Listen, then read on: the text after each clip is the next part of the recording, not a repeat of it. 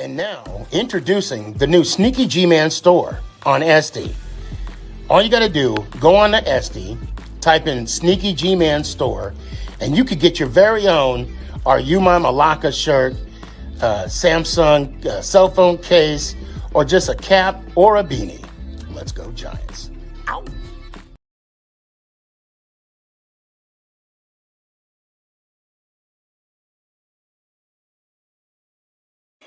Hey guys, I appreciate you wanting to enjoy the show.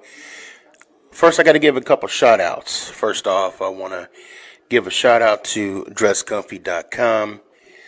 She has the latest and greatest for Sneaky G-Man merch. So please, check it out, dresscomfy.com. Also want to give a shout out to 3 a.m. Water Hydration for the go-getters. Natural spring water. Go get it. Now let's go do the damn thing.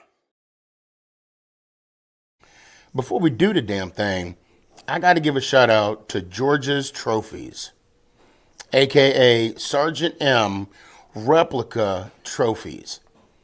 Guys, Father's Day coming up soon. This is the perfect gift. Matter of fact, this is the perfect gift for any occasion.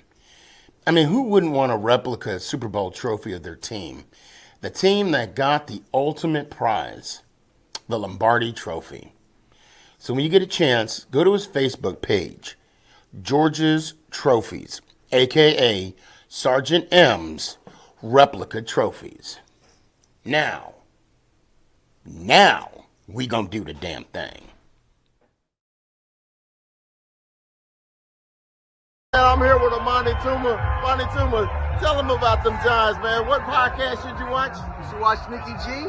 I know I'm kind of good, but what do you think about Sneaky G, man?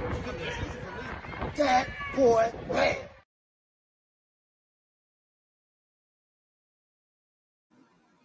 You're listening to Make It Count, the Sneaky G podcast on Northeast Streaming Sports. Is this thing on? It's your boy Stefan, a.k.a. Sneaky G. Yeah.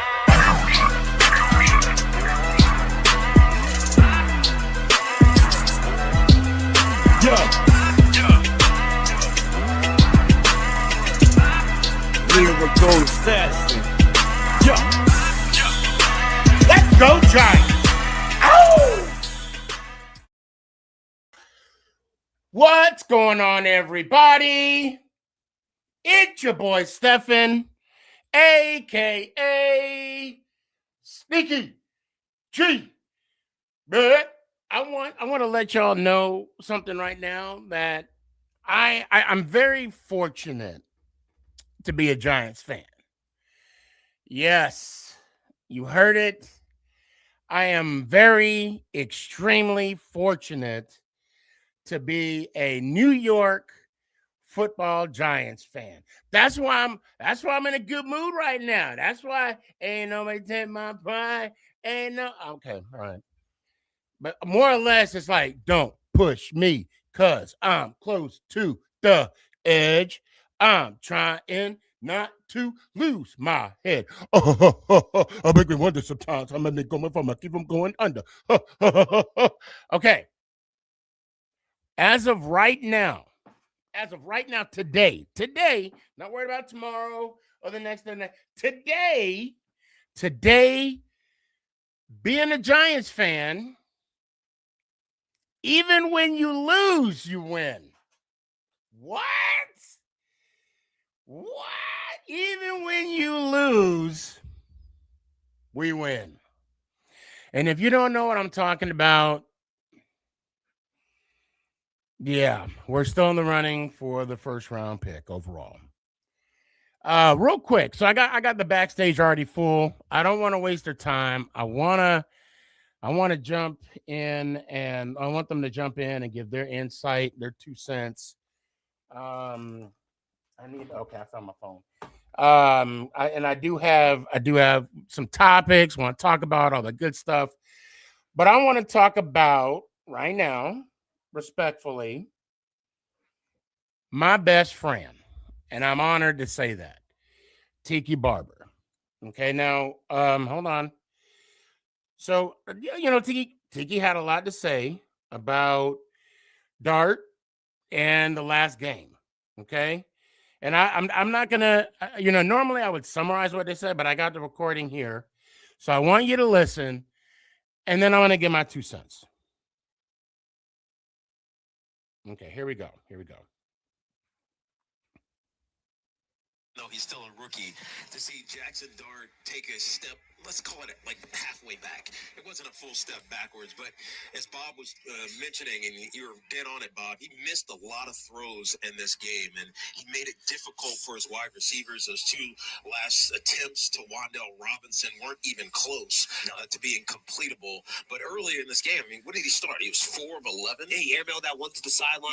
Yeah, Theo Johnson. And it wasn't because it was pressure, he was throwing in compromised positions. He was just off, and ultimately that comes to bite you, especially when you compound it with the special teams issues that they've had, missing field goals. Young Wei Koo can't make any. There's 51-yard field goal. I mean, that's automatic in the NFL, and not just wide left. Tiki. It was short. It didn't make it. Didn't even get there. Then you give up a punt return, and Darius Slayton can't catch a cold, even though it's 18 degrees outside. And all those things start compounding, and it looks like a bad football team. It looks like a poorly coached football team, and frustrates the heck out of you because we know that that's not the case from what we saw earlier in the year. Okay. And I mean, that's only a snippet. Okay. Now, right off the jump, I started thinking about what Tiki was saying, and I understand the frustration.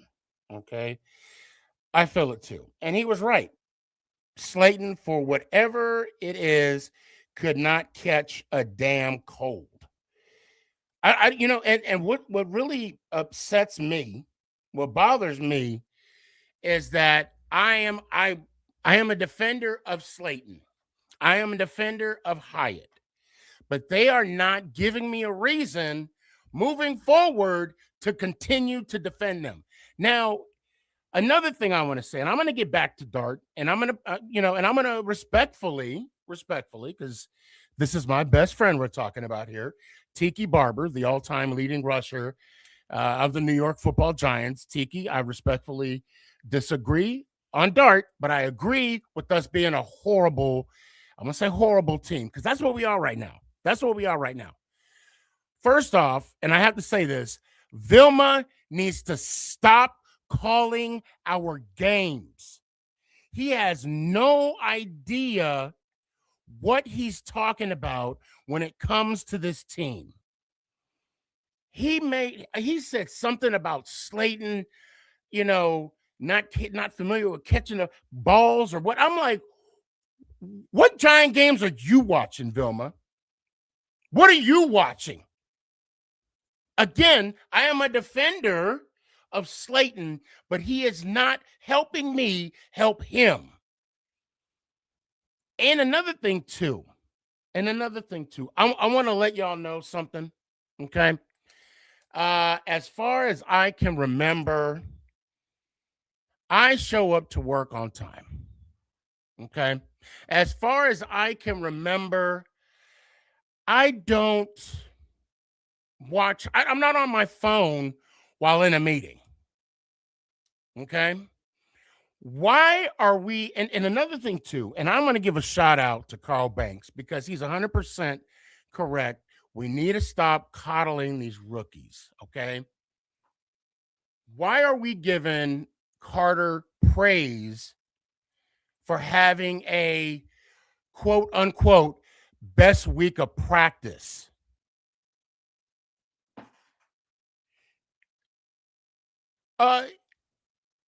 This is December.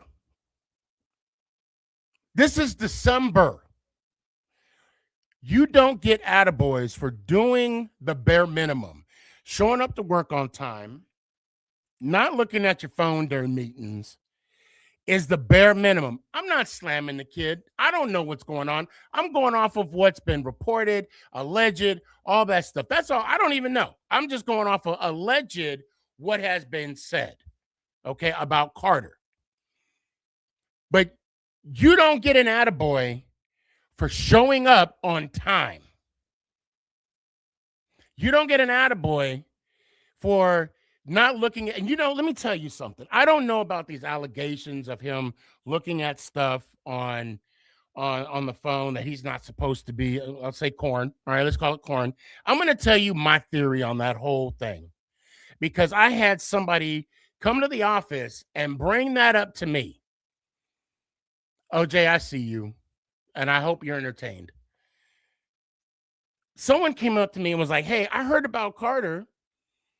I hear he has a problem. And of course, I knew what he was alluding to, but I didn't want to assume anything. And I'm like, please go on. Please go on. He said, well, of course he's not a Giants fan. So anything that they hear negative about the Giants, they're going to enjoy. Okay. He said, I hear, he didn't say corn, just so y'all know. And I said, look, let me tell you what I'm thinking what happened, okay?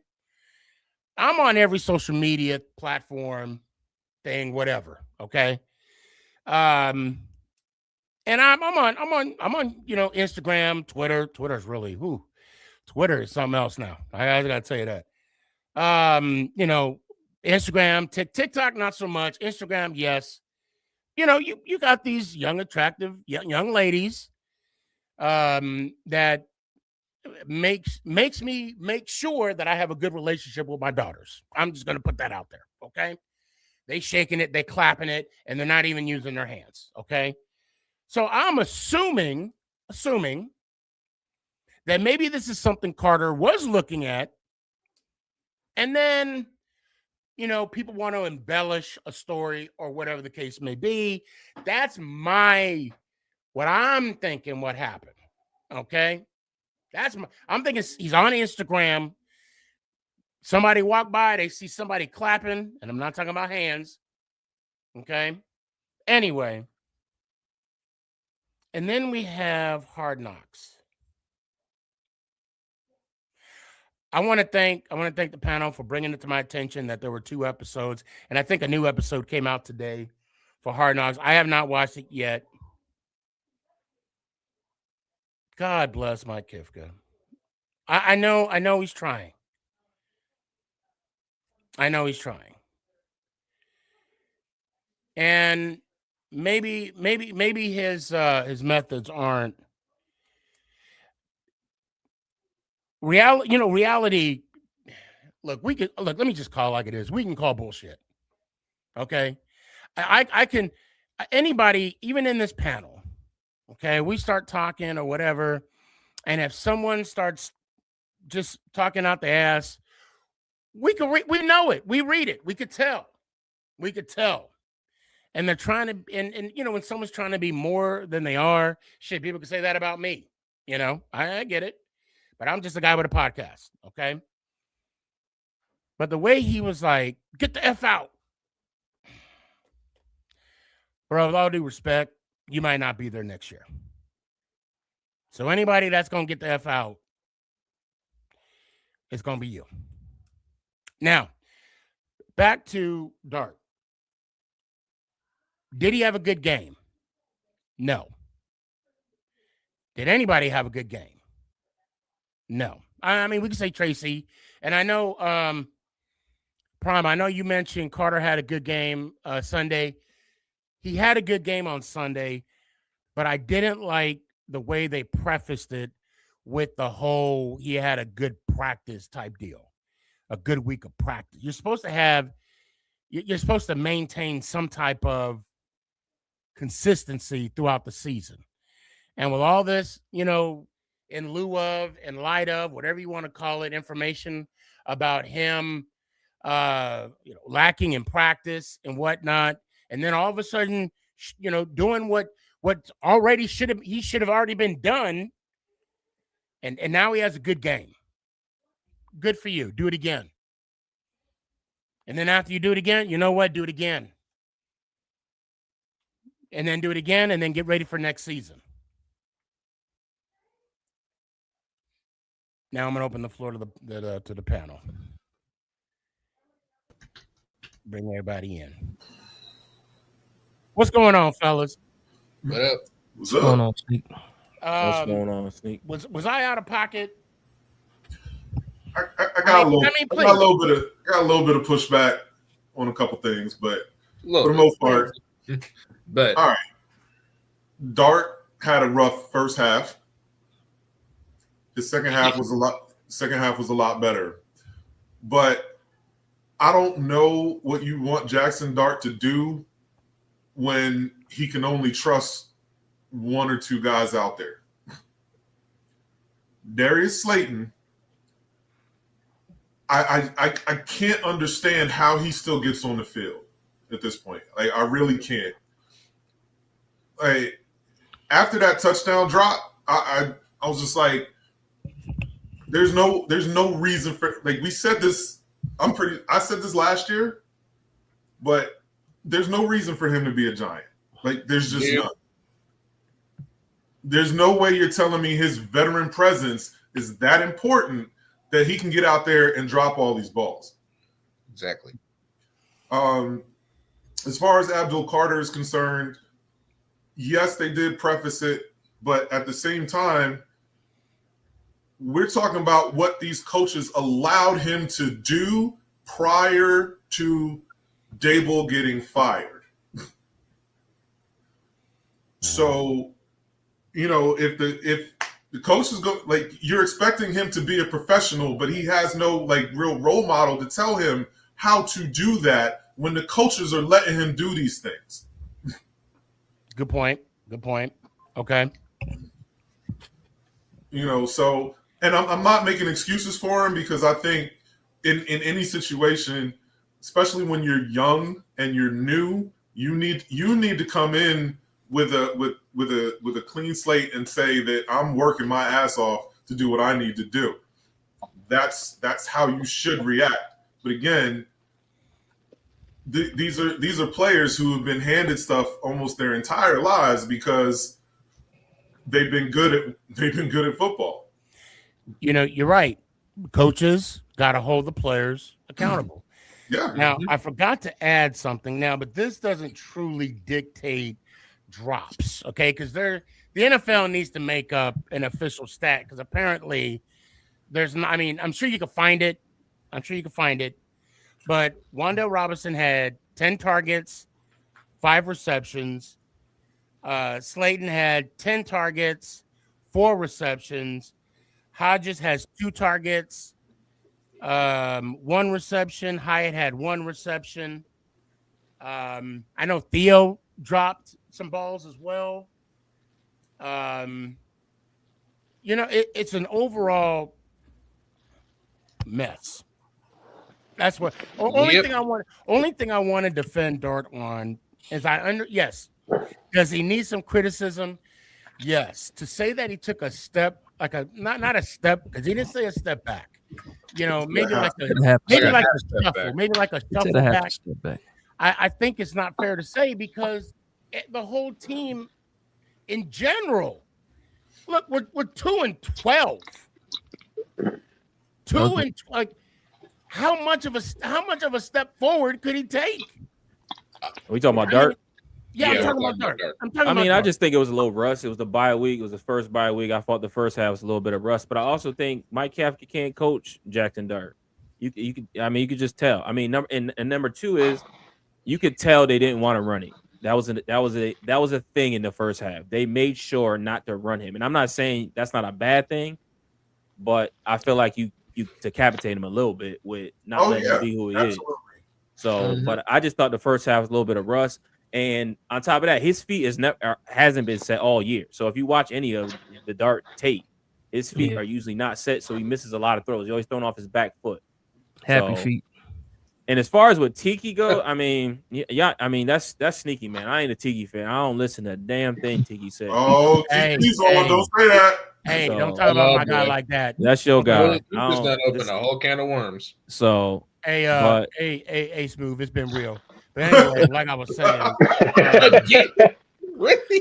I'm tripping. Nah, I'm gonna I'm gonna be a defender, Tiki. To say he took a step back and a half is a little much. He No, said he said a half a half step. step. He said a half step back. in his I don't even defense. think he took half a step back because the underthrows and the bad throws that has been there all year. That's not just because of that game. No, I think he was a little worse this game. Absolutely. Oh, I'm not saying he wasn't good. I'm just saying it's specific thing that he was talking about. That wasn't just that game. And you know, the fact that you brought up the bye, first half was a little rusty. You know, you're right. I could totally see that. Dash, you got anything you want to add? Yeah, you know what? We try. I think sometimes we try to save Dart's feelings, but we got to understand he's still growing. He's still developing. He's still a young quarterback. So any kind of critiques or criticism that we might have, as long as it's not overboard, it should be fine. I don't think Tiki was overboard when he said it, because we've seen him play better. Yeah, I agree. I'm not gonna say he was overboard. I won't do that. Yeah, no. So I think we've seen Dart play better this year than he has against. If you want to say better competition, he has. But another person was calling the plays. Again, this is the second game that we saw Dart under Kafka. Yep. And it looked the same as the other one. And it doesn't look good. And to Smooth's point, Smooth made a point. He said, you know, Kafka can't coach him. Doesn't know how to coach him. Nope. So and we saw Jameis Winston with the same guys play better. And Kafka call a better game for him. So I just mean, again, it just goes to show me that this audition that Kafka had is pretty much done. There's nothing he can do to try to campaign to be the next coach of the New York Giants. It's over. I want to throw this out there, and he might lose his OC job at this point. when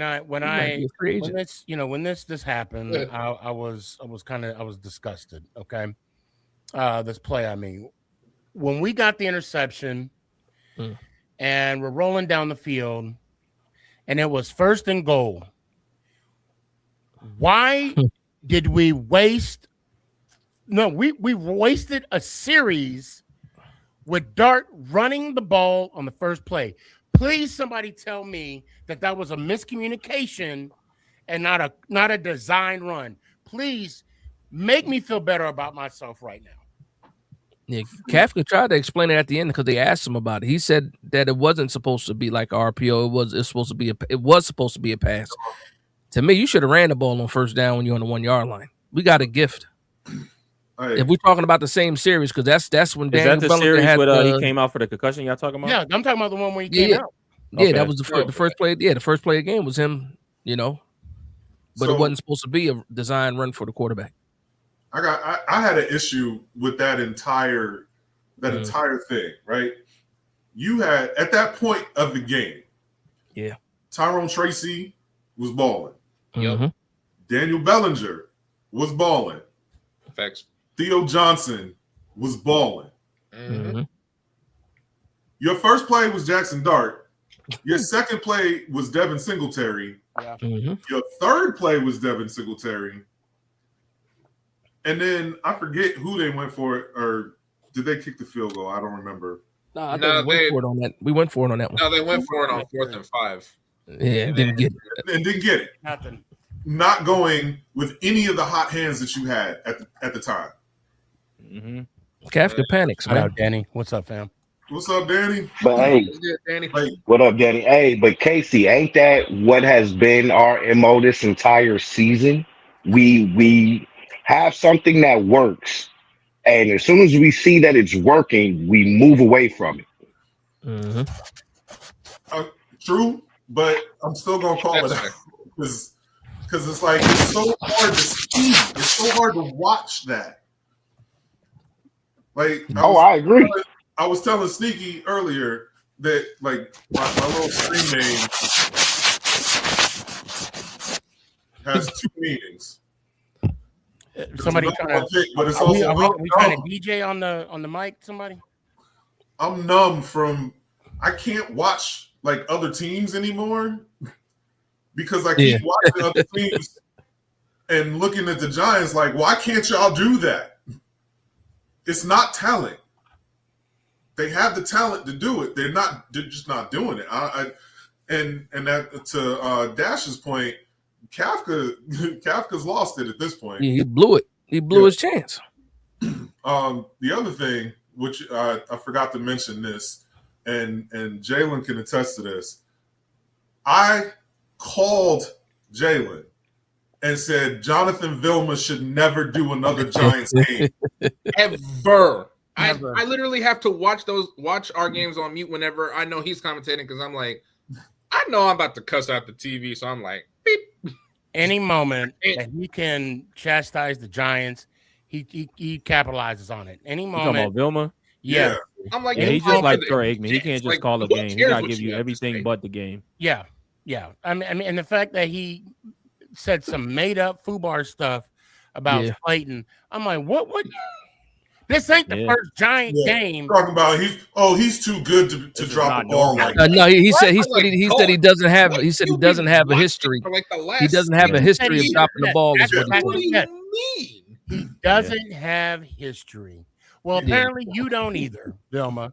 You don't either. Your memory only lasts about a day because every Giants fan in the world knows that Darius Slayton drops the ball. I mean, he didn't he do the Saints game too? He did a couple games for this year. So I don't think so, but I think he did. I think he did do the Saints game. Nah, I've heard him a couple times. Well, when you live locally though, you get Bob Papa and what you call it, and Carl Banks, right? On the radio, locally, I don't get that. On TV, it's on the radio. But if you're on the network, it's either Fox or CBS. Yeah, he's on Fox, so he's got a couple games. I believe he called the Saint game too. He did call a couple games. God.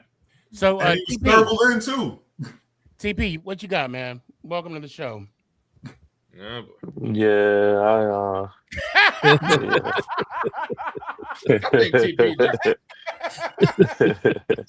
Hey, you know what some stuff going on in TP ain't got nothing to say. I think TP's just like Lincoln Park at this point. The boy is numb. Hold on, TP. Look, first off, you're raising your son right. I'm gonna say that right now. You are raising your son right. Thank you, man. Got him at the games, decked out in Giant gear. Yo, you're doing the damn thing. And you're in the cold. Mark, weren't you at the game? Mark D?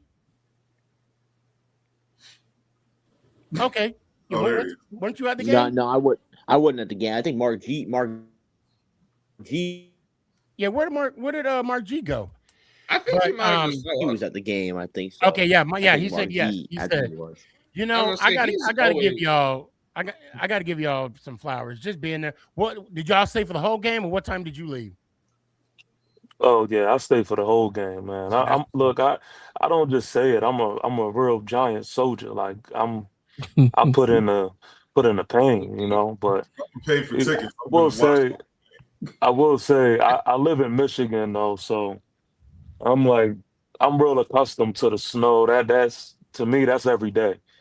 Like I work in the snow, the cold, I'm accustomed to it. So to me, this was like just another day for me. It was my first snow game, but yeah. That's a long drive, man. Yeah, that's TP, that's where you and I differ. I'm not built for the snow. There's nothing on my body that says cold. Not with that beard, huh? Not the beard. And considering even with the beard. Arizona. There's no heat warmers in this beard, okay? Yeah, Sneaky, your beard would have been frozen, man. I want to know something though, because I know RG and I know TPL at the game. What was the mood like? Because I'm watching the game, obviously on TV, and I'm seeing the stadium being thinned out as time progressed. I'm talking rightfully so. I'm talking right, sure. I'm talking before before the first half was over, and then it just got what's the word I'm looking for? Worse. It was a P word I'm looking for that I can't think of right now. But worse. Say what? That P word has got what got Sharon fired. Watch out now. Don't ask me how to spell that. I mean, but for you two, go ahead. You guys got the floor. What was the mood like? I ain't gonna lie. I'm not gonna lie. Like What's up, Ant? it was. I think we all had a good time. And to be honest with you, this was my first time ever experiencing anything like this. I mean, me and my son, we literally could have sat front row anywhere we wanted in a stadium, Right. but it definitely brought like an intimate feeling to it. Like it was weird. It was more like I've never seen a stadium in that fashion, so it was weird. But as far as the experience, I'm not gonna lie, it was kind of dope, to be honest. So Mm. yeah, I don't. I think everybody was. You could tell though, like with the Giant fans that was there, everybody was already on BS. So like anybody who Oh made any boy. mistake, they were on your head. Oh, the Bluebirds, the Bluebirds. And yeah, but Oh, they were out there telling you, man. yeah, yeah, Man, I just did you go to J18 TP? I didn't. Okay. Yeah, me and little man, I really did did everything for him. We did a lot of the pregame stuff that I really have never done, but it was fun, man. Just rocking with him. Him, he he had a different experience from every other Giant fan because he had a ball. He had a ball. He's more like, man, listen, I'm here, and we gonna rock out. And so he was able to see the Super Bowl trophies, got the Hakeem Nicks autograph, and I was able to kind of teach him a little bit about who Hakeem Nicks is, and we was just enjoying ourselves. So, my game experience was a lot more like enjoying the Father Sunday. I'm not gonna sit here and act like the Giants didn't piss me off because they definitely did. But if it wasn't for my son being there, like he really was like allowing me to walk out of there without burning that bitch down, to be honest with you. Jeez, okay. Let's let's not do that, TP. So now, did you drive up there, or you took the train? Yeah, I drove. Me and the fam drove. Oh, okay. Because it was a trip. We did a bunch of shopping, eating good, and the Giants game was just, Go to the American Dream. Yeah, man, and I'm That American. place is so dope. I'm American, feeling it in my pockets right now too. I bet. Look, so TP, I know you're a fan of Tiki, and that's well documented, especially on this show. Did you hear the comments he made about Dart? I didn't, but I heard what Smooth said, and that's why I just stayed quiet because I didn't want to ruin the vibes of the show. But Smooth talking about my guy. But anyway, no, I didn't hear what Tiki said. Though. I defended Tiki. You did the right move too, just kicking them off stage left for a second. I like that.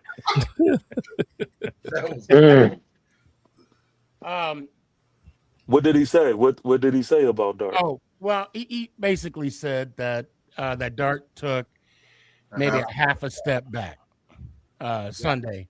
And my argument for that, I pushed back. Okay. And truth be told, I did text him. I said, hey, I'm gonna talk about you tonight. I'm gonna push back what you said about Dart. I did say that. With the team is just bad. Yeah, I mean, there's no how can you take a step back when the team itself is dropping balls, missing plays, Here we go, field goals, missing tackles? How do you run up the middle clean? Dude could have been playing flag football and still made it in there. But to put it all on Dart, look, you and I, we talked about this at length, defending Dart, saying he's a rookie, he's gonna make rookie mistakes. However, he does need to be held accountable. You don't need to be making, mistakes at the end of the game, especially when it's close. But this just wasn't. I can put some of the blame on Dart, but if I had to go percentage wise, I don't even know if I would go 10%. I don't Sneaky, think Tiki was trying to put the the loss last on time, Dart. the last time that I spoke about Dart, everybody was trying to come on my head, but I told y'all, and nobody wanted to listen to Sneaky. Not you, Sneaky, because you actually had my back that episode, but I was telling y'all this whole time. Now, Tiki is not lying, but nobody wants to hear it. Nobody wants to see it, and not just y'all, just Giant fans in general. Giant fans in general. Now, if you really want to be honest, because I'm speaking from the standpoint of just what I've seen with my own two eyes, I'm seeing receivers beat their man. I'm seeing them having a step or maybe two on their man. And Dart was out there just throwing ducks. Let's call it how we see it. Okay. And I'm not, if we're going to talk about the game, it don't make no sense for me to just talk about Darius Slayton's drops and not Jackson Dart's mishaps. Like, come on, what are we going to do? Like, okay, well then, all right. Well then, let me put you on the spot. Is Tiki right? Did Dart take a step back, or I'll say a half a step? He didn't say a step. Hell, I'll say it. Did Dart? Because you were at the game, I wasn't. You was there for the commercial breaks and all that. I wasn't. Did Dart take a step back? did Dart take a step back? I'll wait. Yeah, I can't argue that. I can't say he's wrong. That's not what I can say. That's not what. Yes or no? Did Dart take a step back? But how can I say that if I don't know the ending? I got to see what the rest looks like. I'm saying as of right now, what it looks like right now, yes. But that's not really saying much because, but all right, we got the Patriot game and we got this game. So as far as those two games is concerned, Tiki's not lying. Like, I'm now. Dart, and hold on. In Tiki's defense, we're only talking about last Sunday. That's all we're talking about. We're not talking about. Then how can we say he's wrong? Then how can we say he's wrong? Okay. So if I were to ask you, is Tiki Barber correct that Jackson Dart took a step back, and I had to tell you yes or no, what would be your response? Yes. Okay, wait. And Tiki's defense, he didn't say step, he said a half a step, but I'm saying step, and you say yes, he took a step back. Yeah, damn sure won't forward. I can tell you that. Well, and again, this is my only pushback. Again, we're not good. I just told you he wasn't playing good though. I'm not gonna put it on anybody. What I'm saying is he wasn't the only one. He wasn't the only one that wasn't playing good. I mean, a majority of that team, like I said, the field goal kicker can't make a kick. Okay. Nobody played good. That's why we lost. That's not true though. That's not true. That's not true.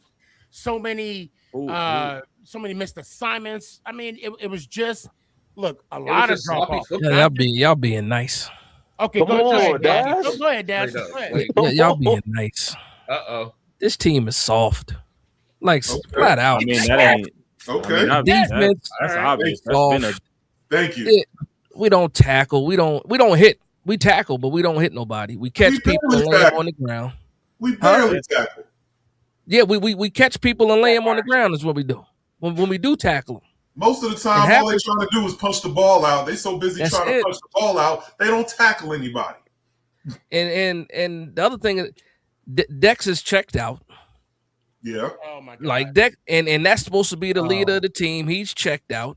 Yeah. You got and then you talked about Abdul Carter earlier. I'm not giving Abdul Carter no kudos because he should have been doing this the whole season. You telling me he finally took the game seriously. He took his job seriously, and all of a sudden he looked like the guy we've been waiting for all damn season long. Yeah. Nah, man. But look what it took to make him look serious, make him take it seriously. We had to bash him. Had to get fired, and the new coach had to bench him twice. I mean, it really didn't work with the new coach because he kept doing the same shit. It was social media that did it. But Sneak, you say like when you're talking about Jackson Dart and you're talking about his performance and you make the statement saying like just nobody played good or like this team was just bad. It's just like I can't lean on that excuse when you have Tyrone Tracy Jr. playing the way he's playing, when you have Wandell playing the way he's playing, when Theo Johnson is not dropping the ball, he's a likable guy. You know what I mean? Like, True. But he did just have drops. I was just about to say he did that drop too. But he did So have. what? Look, So my question to TP would be, what caused the L on Sunday? well, I can tell you that Jackson Dart had plenty of opportunities to get in the game and actually, uh, to be honest with you, put us in a position to win, and it was because of him that we didn't do so, especially on that last drive when we could have tied it up. Dart had two big throws that he missed, and those that were going to Wandell. Wandell had a step two on that man, I think I'm gonna do and an it really actual shake. and Like with it that literally ice, and everybody then maybe a little bit of everybody in this the chocolate. my fault, I somebody think talking. that's chocolate peanut butter. I think that's Mark. Yeah, go ahead. Oh. Go ahead. I'm sorry. And everybody in the stadium, and Mark can contest to this, when the ball was in the air and we seen Wandell crossing the field, everybody like gasped, like, "Oh, we about to really like, we really about to do this. We about to tie it up." And then you just see the ball just like be so like behind them. It was So I got a terrible. question, TP, because Yo, they talked about how cold it was in the snow. Was it windy? to be honest with you, in the stadium, it didn't feel windy. Like, I think it had to do with the fact that when you're playing down in the stadium, you don't really have that. Okay, because we saw a couple of balls sail for Jackson Dart. Well, Like- that last one. Well, not just that one. Oh, The yeah, one, there was a few before. the one that Darius Slayton caught the heat for dropping. That ball was in the air for 45 minutes. Okay. Yeah. For 45 minutes, Darius Slayton had his guy beat by like at least 5 yards. By the time the ball got there, the defender got there too. He still should have caught it though. It hit him in the hands. But you know how hard it is for a wide receiver to track a ball over his shoulder for that long? Yeah. And I'm not exaggerating. It was in the air for 4 seconds. Yeah, he does. But the whole point is it hit him in the hand. He did a fantastic job of tracking it. I thought he wasn't going to be able to track it. Watching it on TV, I'm like, why is the ball still in the air? No, you do 1,000% right. And you see on the live stream, I was talking about that. I'm like, Yeah, and it was just like that. It was just like that. My fault. Can you hear me? Yeah, you're in the matrix a little bit. Coming out and out. Yeah, but I saw Darius Slayton almost over both shoulders trying to track that ball. Then when he located, you can tell it hit him in the hands, but he dropped it. So I mean, and he's never going to live down those allegations because he has a history of dropping the ball. But that wasn't even an easy one to catch. But it still hit him in the hands at the end of the day. And to Casey's point, when you're making $12 million a year and your job is to catch the ball and it hits you in the hands, you got to catch the ball. But see that my question is, if wind was a factor on a throw like that, that's why I was asking. You know what I mean. The ball would have been all over the place with that much air it had on it. So right. like they wouldn't sail. That's so. Yeah. I just really don't believe that the wind was a factor. He missed Wandell too on like an out route too, and it was overthrown. It was yeah, almost missed the touchdown one too. That one took a little long to get there too. I mean, I don't know, man. go ahead. No, go ahead. Yeah, you got it. I was gonna say, I think Jackson Dart absolutely did not play well in this game. Right? Yeah. Like, from what we've seen of him prior to him sitting down for those few games, he did not play well. Some of this was on him, absolutely. But can we talk about the special teams? We get offensive game plan. That's all I want to talk about. What special teams? We got a special teams team. This is what I want to say about Dart. Okay, and then I'll land my plane with this. I'm not going to sit here and say he played good. Obviously, I'm not going to do that.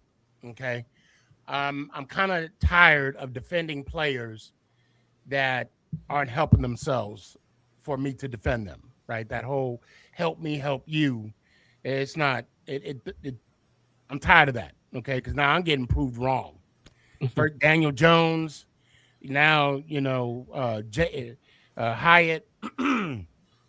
And Jackson Dart was looking a lot like Daniel Jones yesterday. But my thing is, so I'm not gonna fib like I would do, but I would say this, and I'm stuttering because I'm trying to be careful. This your show. I'm still trying. I want to be respectful. I want to be careful, but Yeah. I'm just gonna rip the Band-Aid off. The thing about Dart not playing well and saying he's not playing well, he's not the only one on the team that did not play well. Yeah, that's my point. And the point I'm trying to make is the fact that, okay, yeah, he's the quarterback. He has the ball in his hand 100% of the time on offense. I get that. But then let's not forget about the special teams, the miscues on special teams. Let's not forget about the miscues on defense. And I mean, there's some miscues on offense too, and that are not Dart's fault. Okay, before we because I feel you got a segue going before we leave Dart alone. Okay. If you just look at the box score and you look at what Jackson Dart did, it was a good game on paper, right? Good game on paper. It was decent. What, almost 250 yards on that? Yeah, almost 250 yards, a 2-touchdown game, But also, two of those plays, if he makes just two of those plays, if that pass to Slayton for the touchdown hits, if that other pass to Wandell hits, you're talking about over 300 yards, and you're talking about 3-touchdown game, and that just goes to show you how just a play here and a play there could take you from having a good game to being called, you taking a step back. But as a rookie, like I said, we expect him to make those plays because we've seen him make those plays before, and I think that's what the difference is. And let's not forget. Hold on one sec, TP. I'm sorry. Let's not forget if the missed field goal was caught. The two. Okay? The two missed field goals. That's 6 points right there. Okay, that changed the flavor of the game. Okay, if McLaurin wasn't wide open in the middle of the field, okay, we had some type of coverage whatsoever on him. That's another thing. I mean, that's why it's hard for me to just put the whole game on Jackson because too many damn people just didn't play well. And I agree, he did not play. Yeah, I'll give him a half. I think he cleaned. I wouldn't say he cleaned it up. I thought he played a little bit better in the second half. But as a whole game, no, he didn't play well. Yeah, but who? Who? I don't think. But I don't think. And Tiki, I don't even think Tiki blamed him. I don't think I don't think anybody blamed Dart for the loss, right? No. Okay. They're saying he. Well, no. Tiki is saying that he took a step back. He regressed a little bit. He regressed. But I also thought that was a game. I didn't like the offensive play calling either. I felt like with Jameis, we came out and made a heavy dose of running, and then all of a sudden we want to take 50 dropbacks with Jack. I just didn't like the play. And that's the point I was going to make too. How we would have, I don't know, maybe had better execution on that first and goal after a turnover, that'd change the whole complexity of the game too. And maybe that would have, relieved Dart of being accused of regressing. Because to me, I felt like that was valid in the Saints game. I felt like he played worse in the Saints game than he did in the Washington game. So, and then nobody say nothing. So, I mean, maybe TP said it. I don't remember. Oh, no, TP definitely hit him up over the But I feel like if anything, he played worse in that game with the turnovers.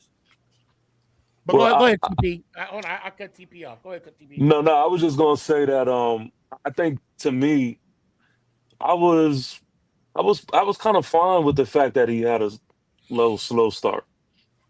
To me, I was saying, okay, well, in the second half, how are you going to answer?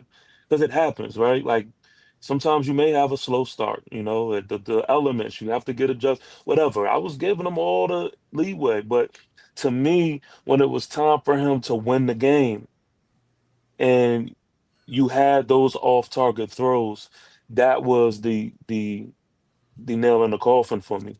Especially when you have, some things going and you have some receivers. Well, you have Tyrone Tracy Jr. and you have Wandell, who is, getting hot. When you have that, it's like I can't give you no excuses. And at the quarterback position, when he does well, he receives a lot of the praise. So I also do the same thing. Like, when we don't pull out a win, I like to look at, okay, well, what happened at the quarterback position first?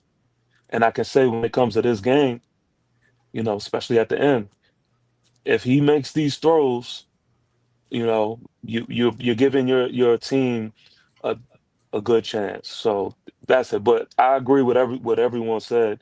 I definitely don't think it was all on him because if I'm going to put it on anybody, it's going to go on the defensive side of the ball because they was able to do anything that they wanted in the run game. I'd put it on defense and special teams. I think it was disheartening to watch a run go straight up the middle and watch the center wash Dex down the line. I think that's the worst part I've seen in the season. I've never seen Dex get washed down the line like he did. What was that? And I made it my responsibility to watch Dex, to watch Burns, basically watch the front four. Okay.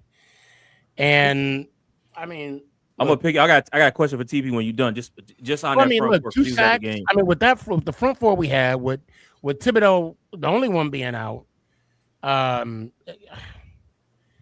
I mean, Carter made that good play for tackle for loss. And I'm looking at the box scores right now. The fact that we dominated them in passing yards. Hold on. And matter of fact, in total yards, we dominated them.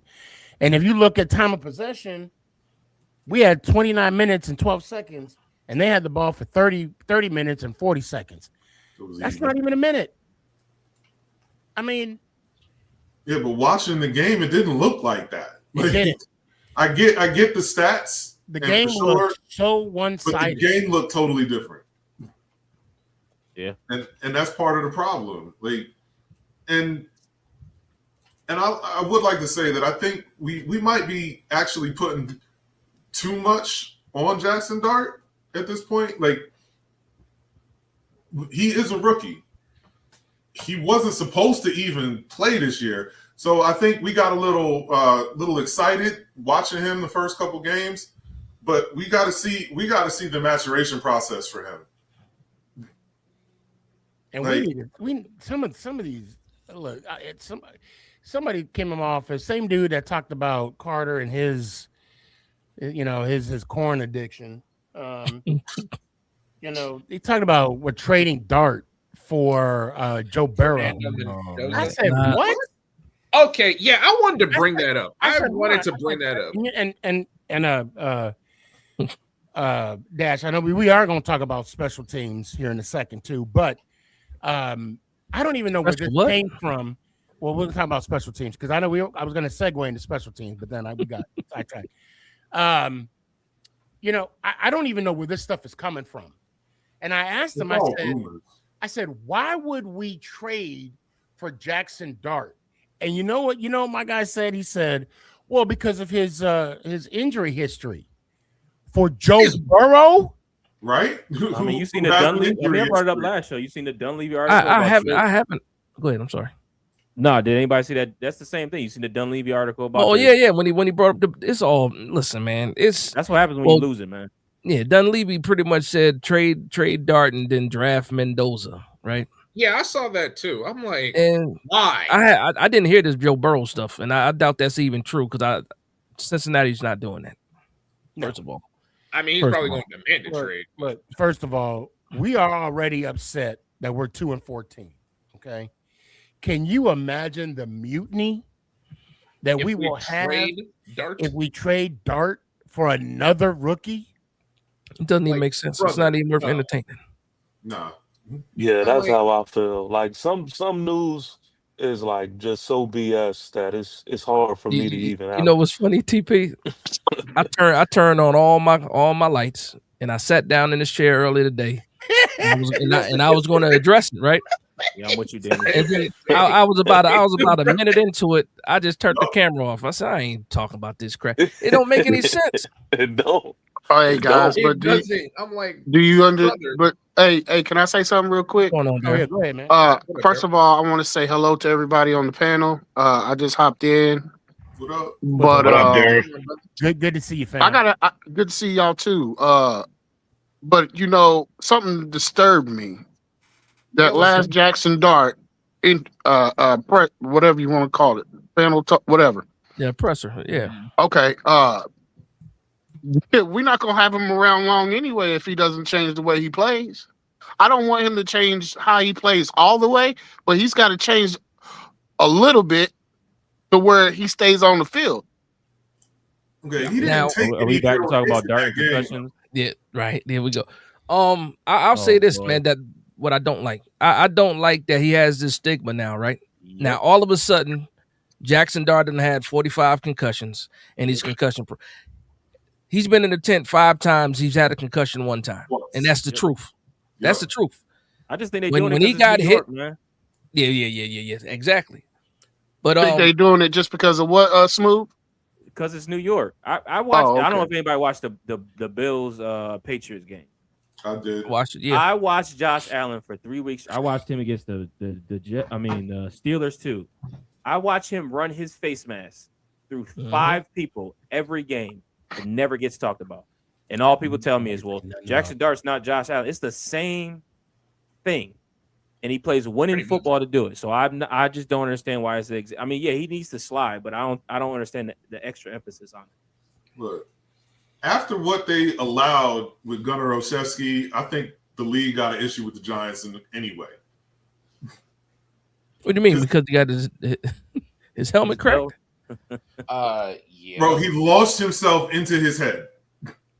Like that's a legal play in kickoffs. It was the same linebacker that did it twice in that game. On Gunnar, the league said that is the play they want to get rid of. But again, just like Scatterboo, when Zach hip drop tackle broke his ankle. The reason why they got rid of the hip drop tackle was that very reason, and yet the league looked at it and was like, nothing happened. He didn't even get fined. He didn't even get fined. And you see people get fined for less. Exactly. They were actually talking about that hit, about how Coach Vapor, how you say his name? Vrabel. Yeah. How he's coaching the Buffalo Bill, not the Buffalo, I'm sorry, the Patriots. The Patriots, how to pursue the ball properly. Because when apparently, I guess the first time when the Buffalo Bills and the Patriots played, they showed a highlight of Josh Allen, hitting the corner and realizing he better to hit the sideline and not run out, not sneak any more yards or get any additional yards by running to the sidelines.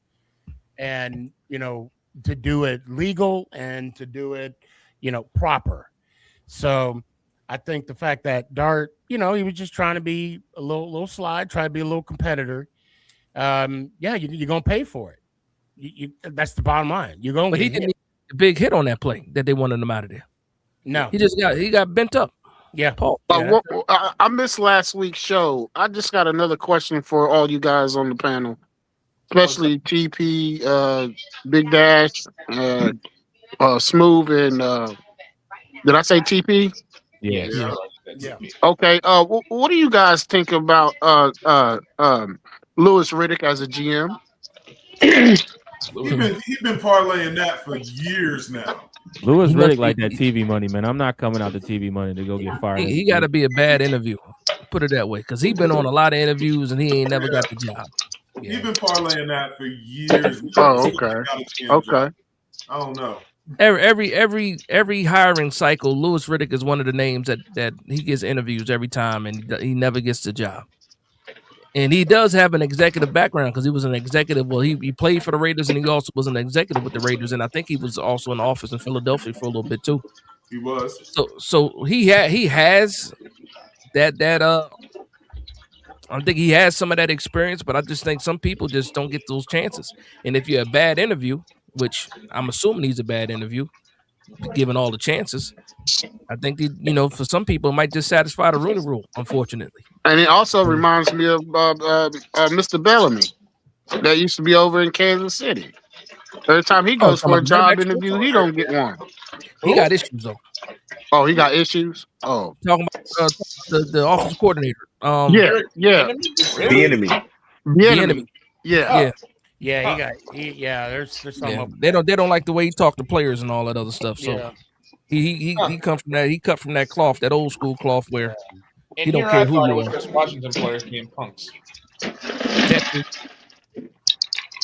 I'm just ready for our team to get back to the Giants. I think we need to hire a defensive minded coach. Man, we need to scrub this team. Just saying. Look, What'd you I say, think I think we need to hire a John Gruden type coach. That's what we need. I'm sorry to mess up your panel, Sneaky. I didn't mean to go off course. My bad. You ain't. No, you good, aren't. man. No, you great. You brought up a good point. Good question. Gruden. Yes. Now that's my man, y'all. I'm sorry. I mean, I know a lot of people on this panel don't like him, but wait, Yeah, I've always I liked agree him. with Sneaky and Daryl because Everybody has their issues. You know what I'm saying? And I'm not going to fault him, or I'm not going to judge him either. You know. I'm not even worried about the emails. I'm not worried about the emails and the big lip jokes, nothing like that, man. Last time that man, what are you worried about? I heard some people love playing for him, though. What did they do? What did the Raiders do when they hired? He was with the Raiders for 4 seasons before that whole stuff came out with the emails, and the Raiders was still trash. I'm good with trash. That. Yeah, but last time John Gruden been good. Yeah, but think about it this way: how much talent did the Raiders actually have during that time? How much talent do we have right now? Smooth said, "I don't care." John Gruden ain't the last time John Gruden coached well is when he had the Bucks team. Yeah, you do the but he had talent, and that's why I'm saying though, if he had the talent that we was have, 17 Hall of Famers on that Bucks not in team. that same NFL no more, man. We just not. Hold on. I'm exaggerating. It was 7. It was 7 of them. Bucks team that he inherited from Tony Dungy. Talk about it, got to Casey. play his old Raider team. Talk about it, Casey. That one. Yeah. He took Tony Dungy's team. Yeah, you right. You right. Stacked. You know, wasn't in the same category as Bill Belichick. I don't want neither one of them. I'm just going. How about Marcus Freeman? How's everybody feel about Marcus Freeman? You mean Notre Dame? But we want somebody to improve in the NFL. I don't want. Okay, look. I was just throwing out names that I've heard. And he's on his list. I'm not a fan of college to the pros. For me right now, okay. For me right now, we got Vikings, and I think it's a little. We got Vikings. Okay, this season over. But I want to say this about John Gruden.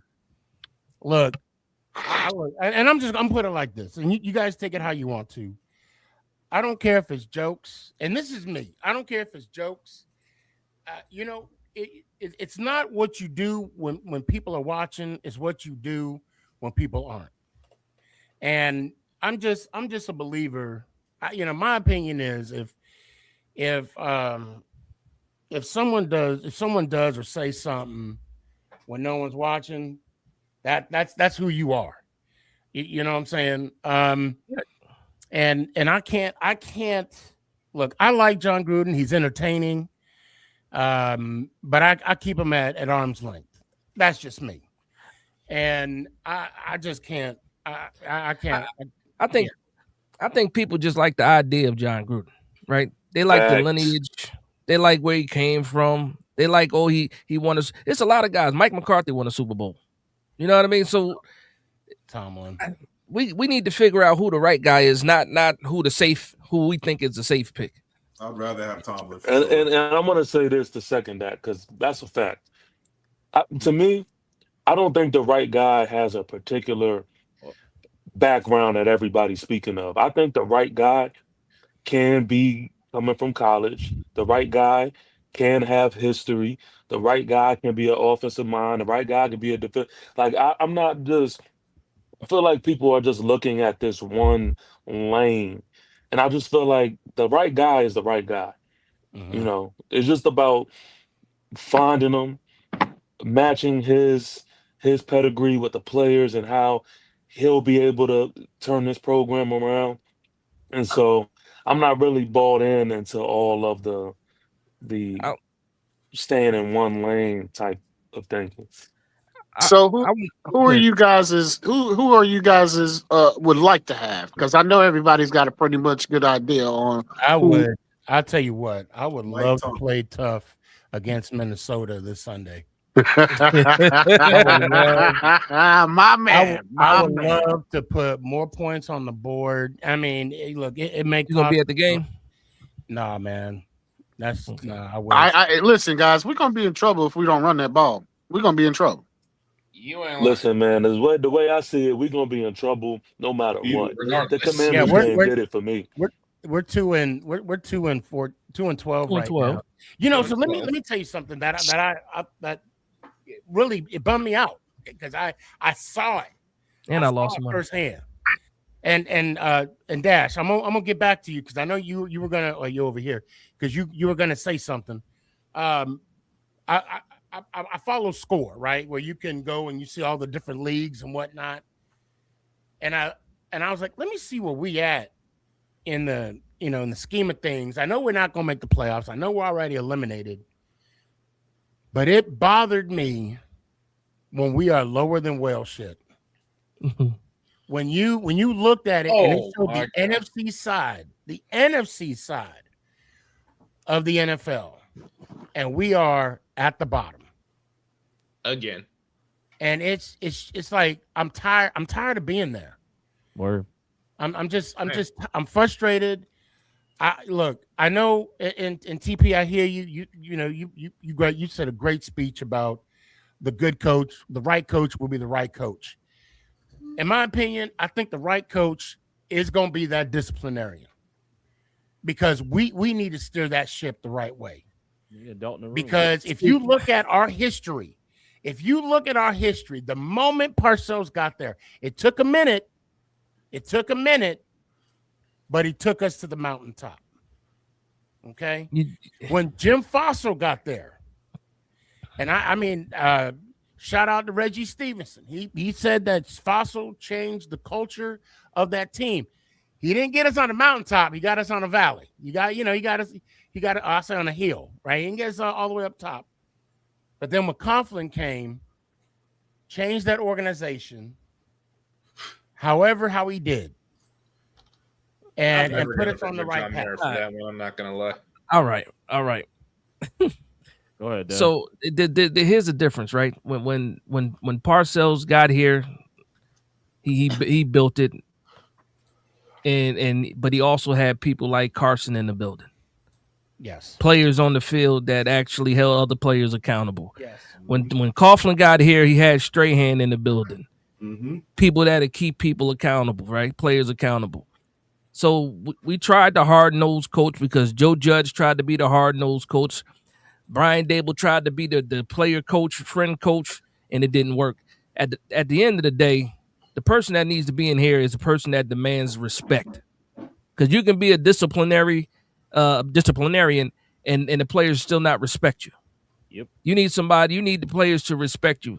So what I was going to say before with Marcus Freeman, the one thing I do like about Marcus Freeman is because he is a guy that will focus on the entire team because he does not have the background of being a real offensive coordinator or defensive coordinator, even though he did it at the college level. My problem with Marcus Freeman is I don't know what connections he has as far as who's this coordinator is going to be, because that's what really matters at the end of the day. Because if Brian Dable had better coordinators, he might be still the coach here. You know what I mean? If Joe Judge had better coordinators, it's about who you get these guys in here to fix the offensive side and the defensive side. So whoever the head coach is cool. But whoever these coordinators is, I think that's going to be the main factor. So for me, the number one guy on my list is Shula, right? And the reason why I like Shula isn't because of just Shula, it's because where he came from. And then the proximity of other coaches from that damn McVay coaching tree that can get in here and actually fix it. Because ain't nobody else fixing things but the Shanahan tree, the McVay tree is the only people fixing stuff right now. Not the Andy Reid tree, not the Tomlin tree, because they don't even really got trees, to be honest. But that's me, Shula, and whoever. McVay got 1 million coaches. We only know about the ones that got actual titles. But he got a whole damn, what do you call it? Not a camp. What do you call it? A farm. He got a damn farm of coaches. Yeah, we need somebody up in this. Clint Kubiak. And I don't think Joe Shane has earned the right to pick our next head coach. He should be gone. Nah, he's gonna be gone. So Well, I know, but speaking of Joe they left Shane, it up to him to help them with the search of the coach, right? That's a zombie. Oh, Joe okay. Shane's a dead man walking. Oh, so soon Black Monday come through, he gone. He better be the first name done. He better roll out with the the coach from Atlanta. He probably getting fired. He better be in that announcement with those guys. They don't even wait till Monday morning. Sunday night I is think the just Clint Kubiak thing tossed around too. If he don't make Sam Darnold look better towards the end of the season, he could stay in Seattle because Sam Darnold look like shit right now under that OC in the second half of the season. And he got weapons. Hey, but Hey, they can I ask you a They question? won this Sunday, right? They won. They By didn't score 2 a points. touchdown on Well, Sunday. it's a win. It's a win. 2 Yeah, I points. mean, they won. They didn't score a I'm touchdown. gonna on say Sunday. this. I'm gonna say this about Joe Shane. Against the Phillip Rivers led Colts. I don't know. Well, TP was trying to say something, TP was and I trying to cut say him something. off. All right, go ahead, No, TP. go ahead. Well, I'm I'll sorry, make it quick. TP. I'll make it quick, and you go ahead. One thing about Shane. Okay, two things gonna happen. He's either gonna get extended, or he'll be let go. Wait a minute. I'm being honest. You think they extend them before the 2026 season? I don't see any coach that would want to work with the GM that has a 1-year deal. There's no stability in that. That's just, I mean, I could be wrong. But I just can't see a head coach taking a one and done deal. Because if Shane gets, let go, okay, because, I mean, some of the power is already being stripped from him, okay? However, if Shane gets let go, or, like I said, he'll either get let go or they're going to extend him. At least 2 years, yes. I mean, that's just my thought process. Wait, you think they're going to extend him for a year or 2 years? Well, next year's his last year. Even if he stays. I mean, if he stays, next year is his last year on his contract. Let me tell you why this is a bad idea to extend Joe Shane. You go ahead and take this first there, Dad. Right. So now you gotta let TP talk too. Yeah. Even if you extend Joe Shane, with his track record, he's going to be operating out of a place of fear. Every decision he makes is going to be out of fear. You might as well rip the Band-Aid off and get a brand new GM and a brand new head coach who's not in fear in their first year. They can make the decisions that they want to make because they're trying to build this team up the right way. If you keep Shane, he's going to just try to correct his problems, which that's what he's been trying to do, and he hasn't been able to do it. Now, for 4 seasons, right? For 4 seasons, we have not seen him change or learn a thing, even though he said it at the presser. I'm not going to make the same mistake again. Well, you did it 3 times already. So what makes me think or want to believe that you're going to do something differently this time? I can't do it, man. It wouldn't make sense to me to hire a new coach, but to keep him, to your point, Sneaky G, I think you might lose a couple of coaches in the pool because they don't want to work with Joe Shane. Right. But also, again, there's only 32 of these jobs in the world. You're going to have some candidates. It's just, are you going to get the best candidate, or are you going to get the candidate that, wants to work with Joe Shane, which I don't want to do that. I want to get back to you in a sec, but I want to get back to TP, and we're going to revisit this. I will say, Shane did say in his presser, the last question was, are you sure people going to want to work with you? And he said, well, the phone conversation I have, they do. TP, what you got, man? And then I we'll really get back didn't want to you. I really didn't want to change the subject. I could ask it when we done with this. But you know what else Joe Shane said? He also said Philly was out on Saquon Barkley. Remember that? Chicago's driving the price up and Philly is out. Remember that? So I don't care who said what to Shane, what phone call. I can't trust him. I think you know what, and you have every right to feel He's a that weasel. way. But I'm okay. It's okay, Dash. He loves everybody until they get fired, Dash. He loves everybody until they get fired. Hey, I still got love for Dable. Dable got a special place in my heart. I know he do, Sneaky. You know what? Just for you, Daryl, I'm gonna wear that shirt. Sometime, not this year, but next year, I'm gonna wear that shirt just for you. I hear you, brother. I hear you. I want to. So there is an argument to be made about Joe Shane, though. I want to ask you a question real quick, Dash, because you said that Shane is trying to correct the mistakes. Yeah. And I know where you're going to go with it, but let's act like this is the first time I've ever heard of this. What mistakes has Shane made?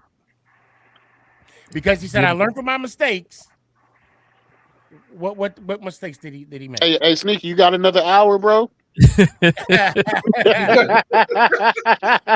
right, now go, Dash. I'm sorry. He might have to do a 2-day show for that one. You got 30 seconds, Dash. No, I'm he gives. No, it's going to be quick. One of the issues he has, because everybody goes straight to the draft, right? I'm going to leave the draft alone, right? Okay. Free agency signings, who he decides to give money to, is one of the issues that he has.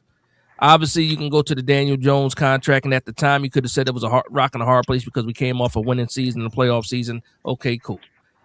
But then you didn't sign McKinney. You let Saquon Barkley walk for free. Both of those guys walk for free, just to turn around and pay Javon Holland McKinney money.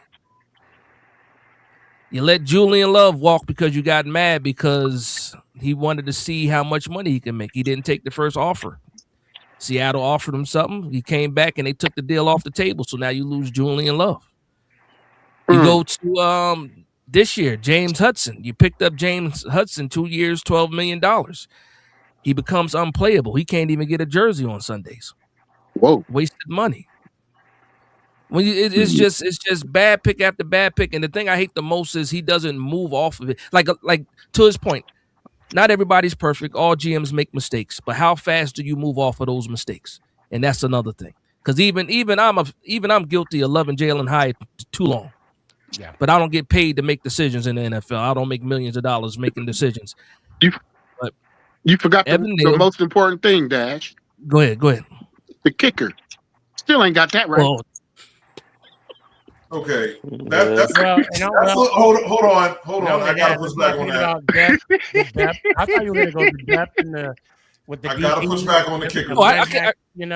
It's so much. There's only so many people that are actually good at kicking. You're right. Like there's not somebody sitting on. Well, at least as far as I'm concerned, there's not somebody sitting on their couch waiting for Joe Shane to call him to come kick for the Giants in the Meadowlands when it's windy and cold. Hey, Shane Steichen calls Grandpa though. Look at him. I disagree because what all we need for us to have a better kicker than what we've seen is somebody who can hit extra points. Like the bar is low. Oh my God, you're so right. You're well, right. Hey, we're gonna get that money back from Gano. Obviously, young Quay Koo just got cut today. They waived him today. So I mean, it is what it is. But also, I don't know who the kid. McAtamney probably gonna be. They probably gonna call him back. They cut him like. And they benched Didn't they bench the punter because we had a new punter on Sunday too? No, the punter I thought he got hurt. Oh, Gillis got hurt. Although that new punter looked like he could actually punt really well. So that's I don't good. know. He can't catch a long snap. Hey, look, y'all. I'm not trolling when I say this. I promise I'm not. But if you ever been in MetLife, you know they have the kids club section in front of the thing, right? Yeah. And so, I tried to kick a field. I tried to kick a field goal out there. Me and my son, right? Mm-hmm. Long story short, we look just like cool, but there was a dude, There was a dude out there who was just easily right, left, in the middle, boom, boom, knocking him down. And I'm sitting here looking at him. I'm like, yo, what you doing out here? I'm like, yo, we need you. I mean, if there's somebody out there, like they need to find them. But I'm just saying, like the kicker is that position, man. That to get a good one, an actual good one, is hard. It's really. But how come we the only one with that problem? I was just about to say, how is it hard? You're not the only one with that problem. Yeah, because you know what pissed me off when I saw that 4'3" kicker from the Colts kick a 60-yarder. I damn near want to throw my hat at He was off the couch. No, go look at him walking on the field before that kick. Go look at him. Go look at him just walking on the field. When you walk on the field with that confidence, knowing you about to go put it through the upright, that's the type of kicker you need. I mean, the problem that we have is well, for Gano's not a bad kicker. He just can't stay healthy, so we can't trust him. Not right? anymore. Yeah, but I'm just saying that's part of the deal. I want to get back. I'm saying we didn't have a plan. After last year, we should have had a plan for a backup kicker. The plan was Gano, and it fell through for the No. What I'm saying is, we should have had a backup kicker. I'm saying we should have had a backup plan for Gano. It was McAtamney. That's who they held on to. That's who they decided that they was gonna. That's the backup. And again, we got dumb decisions. But for me, the Giants are always reactive instead of proactive, right? And the way that I can prove that is even with this upcoming offseason, right? Well, free agency period. Just think about the guys that we're losing, right? Or I should say the guys that we could possibly lose. Right. We're talking about damn near the whole 2022 class outside of Kayvon Thibodeau is most likely gone, right? You might be able to get Wandell back. You might be able to get Flop back. But Bellinger, Belton, all those guys are up for a contract. You're only probably going to bring back 2 of those guys if you're lucky, right? Depending on how much, cap space you have. Mm-hmm. A good GM would already have the replacements in the building. And we don't have replacements in the building. We have no cap either. And no cap. Yeah, so and that's another thing. People, well, Joe Shane inherited a bad cap situation. He fixed it and put himself right back in it. He did. He can't be here long instead of figuring out what we actually need, trying to cover band-aids. That's why it's the top down. That's where everybody got to go. Everybody's stubborn and competent. That's just you can't have it both ways. You got Dable. You got Dable. I mean, to me, even with the coaching staff, like you see how bad it is now, but we couldn't see that until everybody got fired. So then it makes you think like, well, what was Dable holding on to everybody for if this coaching staff was that bad? Or what was Joe looking at bringing in the same coaching? Or not signing McKinney and not bringing back Love, but you go get like those things makes like you bringing back guys that want to come back instead of just going to get guys. But what they thought was in bringing back to that McKinney signing, they thought that the safeties they had that Joe Shane drafted was going to replace them. That's why they felt like they had to sign McKinney, which was a stupid thing because you're going off a rookie guy and was it Pinnock? Even with Pinnock, we should have re-signed. That's depth that we could have kept that he didn't sign. So you mean to tell me that that Pennick and Julian Love wanted to stay here? Julian Love wanted to come back. Julian Love wanted to stay here. McKinney wanted to stay here. There's a couple. I mean, when he traded Big Cat, we thought it was a great draft. Switching that, I don't think McKinney wanted to stay, bro. McKinney wanted to get paid. Yeah. So if we would have paid him, he would have stayed and he would have been happy. Yeah. He didn't have to move. He's been there somewhere. He drafted. He got paid. You don't want to go nowhere. You want to stay where you at. TP, do you have something to say? Yeah, he does. I keep cutting the brother off, man. I'm sorry, TP. Go ahead. Oh, you in the Matrix. You Matrixing again. That's you cutting out remix. This is a remix. That's another Pat one. Hanlon. I feel like Sound DJ like Khaled T-Pain. right now. I feel like DJ Khaled. Pat Hanlon. Pat Hanlon made the call. Been chopped and screwed. Another one. No, but we're in such a bad. Like a lot of people, I don't know if everybody realize how bad this situation is for 2026. Like it's bad. We got 17 million in cap space. And before we were top heavy as far as having some starters and just needed some depth, but now we need starters and depth. Yeah. So it's you might have to trade some players that everybody loves in order to get this thing right. Yeah. I don't understand Shane's formula. He don't got one. That's why. And I'll even say it. And this is something I'll even say to him. He made a comment that, then. I'm assuming this was the McKinney signing. He said, "Why are we going to re-sign McKinney when I can get a rookie to do just a high quality rookie to do which was Tubin and he's trash." And I'm thinking like, yeah, but you already know what you got with McKinney. Why do you want to put that at risk? At worst, get somebody to back up McKinney. so McKinney can help develop that player. So if he has to leave or get injured, we got a backup. We got a plan B. I mean, that's just my argument. You know what I don't like? Because Tyler Nubin, it surprises me how bad Tyler Nubin is, because I saw him in college and I saw what he looked like in college, and he looks nothing like that. Well, nothing like that. That goes back to the coaching piece, I think. Yeah, that's coaching. I think and there's going to be some players on this team that you're going to have to deal with. Like Nubin's not going anywhere, but the only saving grace we have is if whatever coach gets here, whoever that defensive coordinator is, and the positional coaches, are they going to be better than the coaches we had before? That's it. And is the scheme going to match the players instead of trying to fit players into your scheme? Yep. And also, but I think that's what's if anything saves Joe Shane, that's what it's going to be. Ain't nothing saving Joe Shane. Stop saying that, man. We ain't saving Joe Shane. I'm not saying that I'm trying. We can't even put that out in the world. Ain't nothing saving nothing. He got to go. He got to be on the first red eye somewhere else. Will the players buy in to what the coach is selling?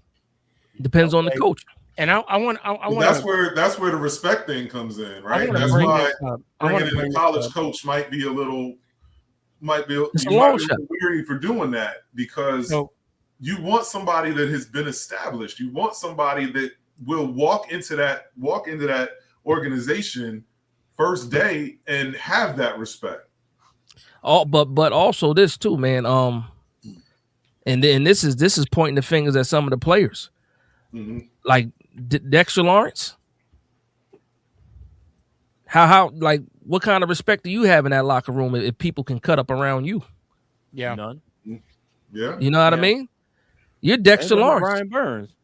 Brian Burns too. You like if Abdul is really doing all of this stuff and you guys are around him and he's still doing all of this stuff and you got to worry about you're not doing your job as the veteran. I'm not gonna lie. I think you think Harry Carson was having any of that? Hell no. Now Lawrence Taylor's Lawrence Taylor. That's a whole other story, right? Lawrence Taylor's Lawrence Taylor. Hold on. What'd you say, TP? No, I was gonna say I honestly believe that Brian Burns is the only one that's trying. But when you don't have backup, I just think it only gets them but for so far. But just by listening to just like, certain things that is being said and just how Brian Burns carries himself, like and even listening to Abdul, how he responds to certain questions that's being asked, as far as how Brian Burns approaches it. I just feel like Brian Burns tries. But who else? Yeah, but if you don't have the backing of the coaches, again, I keep not even coaches. I'm talking about just with players. Because I'm agreeing with you, TP. But what I'm saying is, like, it's almost like an authority hierarchy, right? I got you. I got you, Casey. You got people. You got players that will hold other players accountable. But at the end of the day, you still got to have the coaches do the same thing. If the coaches aren't doing it, the players don't have they just don't have that authority. Yeah, I get it. There are some people who are just like that.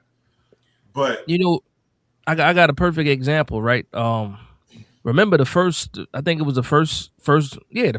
of the season. I think Malik Neighbors either had a drop or something like that, and Brian Dable was yelling at him, right? On the sideline. Yeah. And then after he yelled at him, it looked like he tried to high five him or give him a hug, and Malik wasn't having any of that. And that just showed me like just the weakness of it. Mm-hmm. Oh, like you really are weak, where it's the first game of the season, and you got your star wide receiver just shrugging you off. Yeah. You ain't got it, man.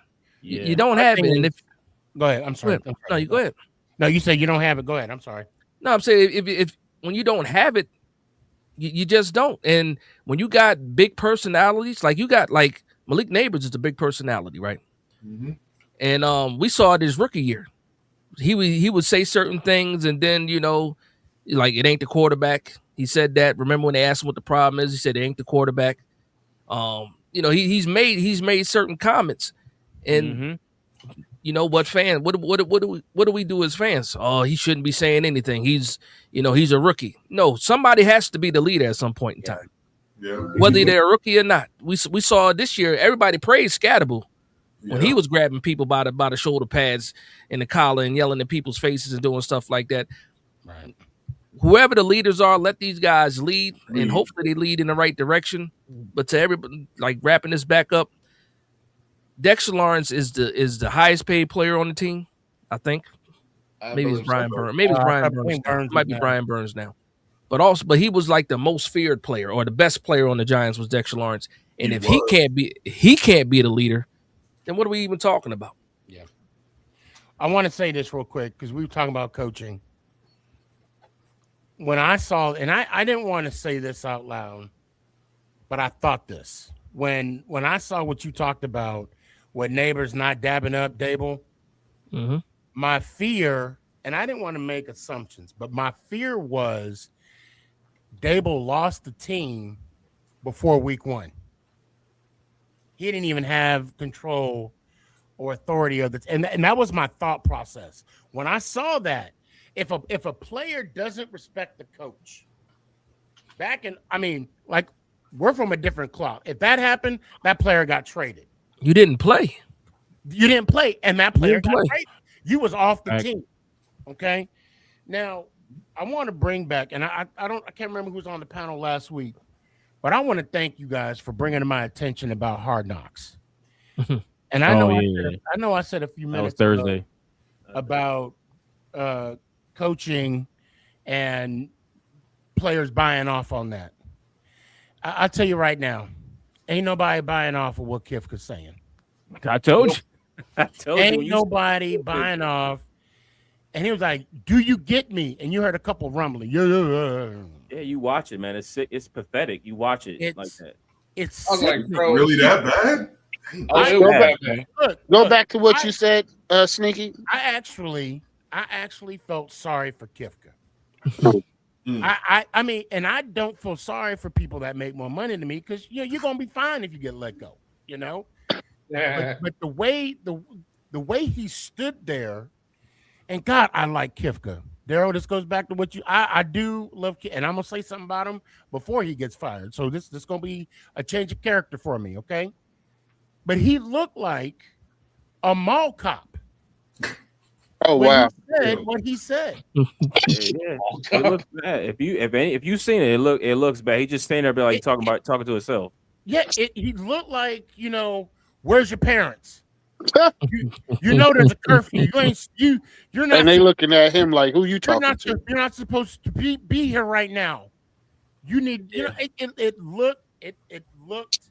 I don't want to say pathetic, but I can't think of another word. And I feel bad for the guy. He's up there saying, if you're not about that, then you don't talk like that to anybody in your household. You don't talk about anybody in this. You don't talk like that. So don't get up in front of players and say, if you ain't about this shit, get the fuck out. You don't talk like that in your own OC room.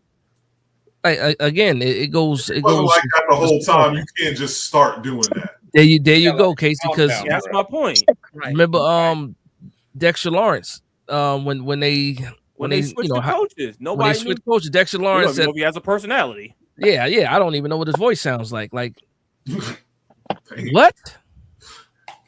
ATP. You got to clean the house. Yo. This goes back to what you said just a few minutes ago about them not respecting Brian Dable. I think he lost the locker room last year. Oh, he definitely did. Oh, he did. Yeah. Yeah. So once you see, okay, I'm gonna push back a little bit because if he lost the locker room last year, then he shouldn't have been there. Because once a coach loses a locker room, it's a wrap. And here's the bigger problem. Sneaky, I swear we had this conversation. And here's the biggest problem. I swear we did. Well, so what's the reason why he was still here? Joe Shane. Jackson Dart. That's John Mara. Nah, not before Jackson Dart. John Mara made sure that these guys stayed. Yeah, because they didn't want to get another 2 years. 2 years until the 2 year. Keep paying these coaches, and John Mara was wrong. But see, I'm thinking at some point he still had the team at the end of the season last year. You talking about 23? It doesn't make sense. Talking about 24. I mean, they won the Colts game. Now, I'll say this: I don't think that the team didn't quit. Right? Put it that way. The team didn't quit on them, but that doesn't mean he didn't lose the locker room because outside of playing for coaches, team, players play for themselves too and play for each other. Mhm. So, and a lot of that is, I don't want to, I want to end this 10-game losing streak type of deal. Players want, but you had an out. Like John Mara had an out. He could have fired Joe Shane and Brian Dable last year, and he didn't. But he made it clear too, and they didn't make a change when they decided to keep Shane Bowen after John Mara said, "I'm tired of seeing officers go move the ball up and down the field on us." That was the sign right there to get rid of Shane Bowen. Yeah. And then how you lose the locker room is this: when your team is losing in the same fashion week after week, and you sit there and you defend the defensive coordinator, when you have players backtracking, getting caught on hot mics. Remember Brian Burns in Denver? Why are you doing that stupid ass? I didn't say that. That's not what I meant. No, that's exactly what you meant because everybody else was saying it. We doing the same damn thing. We know exactly what you meant. And what Brian Dable do? Defend Shane Bowen the same way that when Wink called it quits. Remember when Wink called it quits? Everybody knew but Dable, right? Yeah. Dable at the presser talking about, we expect Wink to be back. Wink was already on a plane to Florida. I mean, he had the 24-hour play call and shit. I mean, it was You know why he got rid of him? Because he couldn't control him. He couldn't control him. That's why he got rid of him. He didn't get rid of him. Wink left. Yeah. He went But that was MIA. another part of Dable too. His control wasn't in the right places. He wanted to control things that didn't need to be controlled, but didn't want to put players in check when they needed to be So he put was in check. soft. Yeah, he was. He was soft, and then you got a whole soft staff. I didn't like when Andre Patterson was defending Dexter Lawrence versus Carl Banks when Carl Banks was trying to call out Dexter Lawrence. Well, if you look at the stats, I had Dion look up the stats for 3 techniques, and we haven't seen what. You got a stat man to come in here to defend Dexter Lawrence. No, when the play is bad, the play is bad. And everybody's soft. And the players play like it. The players play soft. The coaches are soft. Yeah. Everybody. And then Joe Shane didn't even have the balls to fire Dable himself. No, they pushed his ass out the way and told him, you ain't got to worry about firing. We're going to fire him. And that's why I think he's gone. But go ahead, TP. No, speaking of players being soft, this was the question that I really wanted to ask earlier. Can y'all tell me who are the dogs on the defensive side of the ball? Burns. Dogs. Brian Burns. That's all I can think. That's Well, it. You know what? I think you could throw Thibodeau in there, but he hasn't been there in a while. I'll say for me, it's Burns and Phillips. Well, first, let's get a clear definition of what we believe a dog is, because we might not be all on the same page when it comes to dogs. Okay, because we got a dog to me is Warren Sapp. A dog to me is where I can't even call my man Lawrence Taylor a dog. That nigga is savage. I only think there's one dog on this team. But Brian Burns, period. That's where the boat stops at. I'm gonna say 0. To me, Brian and then Burns I got is a good. real He's not a issue. dog. I got an issue with Abdul Carter. All year you not watching film. Like nigga, like you been there 5-10 years already. I'm gonna say 0 just sorry, because but I really want to hear what Dash meant, because he said Brian I'm Burns sorry, is not a dog. He said Brian Burns is not a dog, so I just wanted to pick his brain on that. He's a good player. Yeah, he's a good. Brian Burns is actually, you can be a great player and not be a dog. Mm-hmm. When I see Brian Burns sack the quarterback, I see him corral a quarterback. He corrals him and throws him to the ground. Wait, he olays him. That's not. I don't know if you can put that on Burns though. I think rules are why he does that. Okay. Now let me give you an example now, because I think there's only one dog on the defense. The only dog we got on defense is Andrew Phillips. And it's a temperament that people play with that equals dog. Mm-hmm. When you see Andrew Phillips go after the ball, it's no holds barred. He throws his shoulder into people. He'll throw whatever he needs at somebody to get him to the ground. And when he gets up, what does he do? Go ahead. He dusts himself on when he get ready. Phillips sacrifices his body. Yes. That's what it is. Yes. He sacrifices. All right. Can I? Go ahead. Dash made a good point. Dash made a good point because I think our definition of being a dog has to be established, and I understand where he's getting at. To me, what I kind of meant by a dog is pretty much how you approach the game.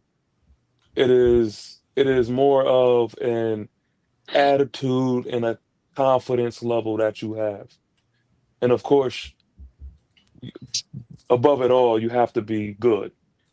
I mean, the only dog to me on I the think whole team is Cam Wait. Scott. All dogs aren't good either. Yeah, Perfect because you got example. Chihuahuas. Okay, give me an example. Give me an Perfect example. example of a And I'm dog. not saying you're wrong, but I want to say Yeah, who's an I example. give you the perfect example of a dog that wasn't really good. Jihad Ward. Mm. That's a dog What happened to him? that wasn't that good. Yeah, It's before we an got Bobby attitude. Okereke, right? But he What you wasn't mean by good. not good? You talking about like all pro Like, good? yeah. Okay, I'm all saying it. Yeah. Now he did But his he was job. He was, good. he was but you know what I mean. He Like wasn't he's a not. game He changer, though. doesn't have the talent level of a Brian Oh, Burns. But I would no, consider I'm not Jihad saying Ward. that. Yeah. I'm with you. I'm considering Jihad Ward as like that's my example of a dog. Mean. It's a different mentality, and other But people we had gravitate. a dog and we let him go. And But back I to say what that. Casey said. But Back to what Casey said. What's name's a dog too? Scat Pack. Ooh. You know what I'm saying? Oh, Scatterbill. That's Scat no, Pack. hold on. The actual dog on the squad. Hold on. Period. I want Hold to on. stay on the defensive side of the Oh, ball. 'Cause defense. I'm doing this for a reason. Because- Yeah. Because What? contrary Brian to Burns. popular belief, I'm gonna throw Cordell. I'm gonna throw Cordell flat on that list for me. He got some dog in him. Ooh. He does. He does He got have some dog in him. Him and He's Fields. undersized, but he's out there against receivers that are bigger than him every time, and he throws his face in there. There you go. Yeah, That's it. he a pit bull in a fight with a bunch of mastiffs. I'm gonna say this. Look, this may be a hot take. I mean, I Old don't school even think pit bull too. I don't think it's a hot take, but Banks is a dog. I'm sorry, Carl Banks. I was about to say, Carl Banks, and you think he ain't a dog? We fighting. Okay? I was about to bubble dub your ass, Sneaky. I was about to bubble dub your ass. I was like, he better get that shit fixed real quick. That's knew where I was going with it. Oh, okay. No, I didn't. You didn't. No, I didn't. You were about to throw me out the show because I was When ready. you said Banks, we was talking about deep. As soon as you said, I thought you was talking about Tay Banks. Then He tried to clean it up. He tried to clean it up. See, that's my bad for assuming because you looked up. And I was like, you aren't gonna mention your boy Carl Banks. Hey, when Sneaky said that, it sounded like MetLife this past week. That's crazy. Whoa. Man, just imagine if we could have kept Julian Love with Phillips and Flock. Now wait a minute. That's the same position, right? No, No, Flock would have Love played safety. Love plays Flock would corner. have made it. He would have made it to the outside eventually Love because he plays had corner. old Asadori Jackson would have been gone. Yeah, true. So yeah, it would have been there. He would have eventually got there. But just if you would have had McKinney, you got McKinney, and I don't know who the safety would have been then. It would have been Pinnock, I'm assuming, right? McKinney and Pinnock. Maybe Julian Love, because I'm pretty sure he transitioned to safety and then he left the Giants. So, but he was a safety here, yeah. No, he was a safety here. Also, He started as a I don't corner. want to let this point go by. I And don't want Notre to let Dame. this point go past because it's stuck in my Yeah, head. the dogs. Let's get back to the dogs. Yeah. But I don't think Brian Burns hits as soft as you're claiming right now. I didn't say I think- he's not soft. I'm saying he's not. It's like dog to me is. I guess the top characteristic for me for being a dog is mean. I don't feel like Brian Burns is mean. So now I don't feel like Dexter Lawrence is mean. No. He Not- was. But they're mean. very good players. Dexter Lawrence Justin was never mean. Simmons is a dog. That's a dog. Yeah, that's a dog. Forgive me. Simmons. Chris Jones is a dog. Oh, Chris Jones is a dog. Forgive Yeah, me. but I'm- he I said gotta- who? I wanna No, say- he said Justin Simmons from From Justin Tennessee. Simmons is another. Yeah, That's a dog. that dude. Whew, So It's I like watching him play. I see the standard that Dash is putting out there. We're because talking about the safety, right? If we talking about Justin Simmons? No, No, we're talking about the D defensive tackle. tackle. That's I'm Jeff talking Tennessee, about right? tackle. Yeah, from Tennessee. if we put a standard on dog, okay, Mhm. and again, when you initiated the conversation, I went to Burns, and I also said Phillips. Okay, because those are the two I agree. that Phillips is immediately came to mind. But and I know we're talking about only defense, but to keep that same standard, right, where they will risk their bodies, that's the definition. And you said mean. Yes, you got to be mean, and you got to sacrifice your body for the greater good of mankind. Phillips is in that definition. Scatterboo is in that definition. Now, if we're going off of that definition alone, I can agree with you, Dash, that, and I'm not saying Burns ain't sacrificing his body. He is. He plays hurt. He does everything. I got a ton of respect for But Burns. he is making the plays, Yeah. To make us better, But I don't need Brian Burns to be a dog, because guess what? With the way he's playing, he's productive. I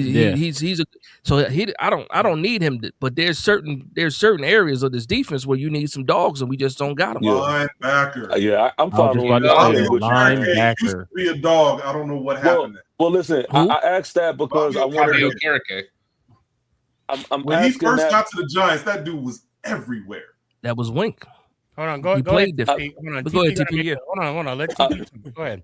I was proposing the question, and the reason why I said defense is because now I want to compare it to the offensive side of the ball. And who do you think is the dogs on the offensive side of the ball? Scatterboo, of course. I think Neighbors is a dog. I think Scat's a dog. I think Jax is a dog. Yeah. Yeah, I can. Is do you put Tyrone Tracy Wandell in there? It's crazy when your offense is tougher than your defense. That's where I was going. That's what I was going. That's where I was going. We got to put AT in that conversation too. Yeah. I was going to say AT. Yeah, that's a fact. That's a fact. And not for nothing, even with Theo drops, I still think he got a dog mentality, and he got to clean up his drops. But I feel like his attitude towards the game is a dog. Like he ready. Wandell Robinson is definitely body out there for sure. He does. Yeah, I said Wandell too. Yeah, no, that's what made me think about it, because I just started thinking about Wandell, the way he. Yeah, Wandell be scaring me. He puts his body out there so much. You know what? I even he chasing the bag. Look, I got to put Bellinger out there too. Yeah, the tight ends, all the tight ends. I got to put Bellinger out there. Yeah, I'm not gonna put Theo out there just yet. Theo. I think Theo is on his way. He's on his way. But he's on his way. Yeah. Well, the thing is this: whenever when I'm talking about the New York Football Giants, what I know them to be, whenever you have by far more dogs on the offensive side of the ball than the defensive side of the ball, it's a problem for me. Yeah, it's a problem. Yeah. And I want to get back to making defense who we are.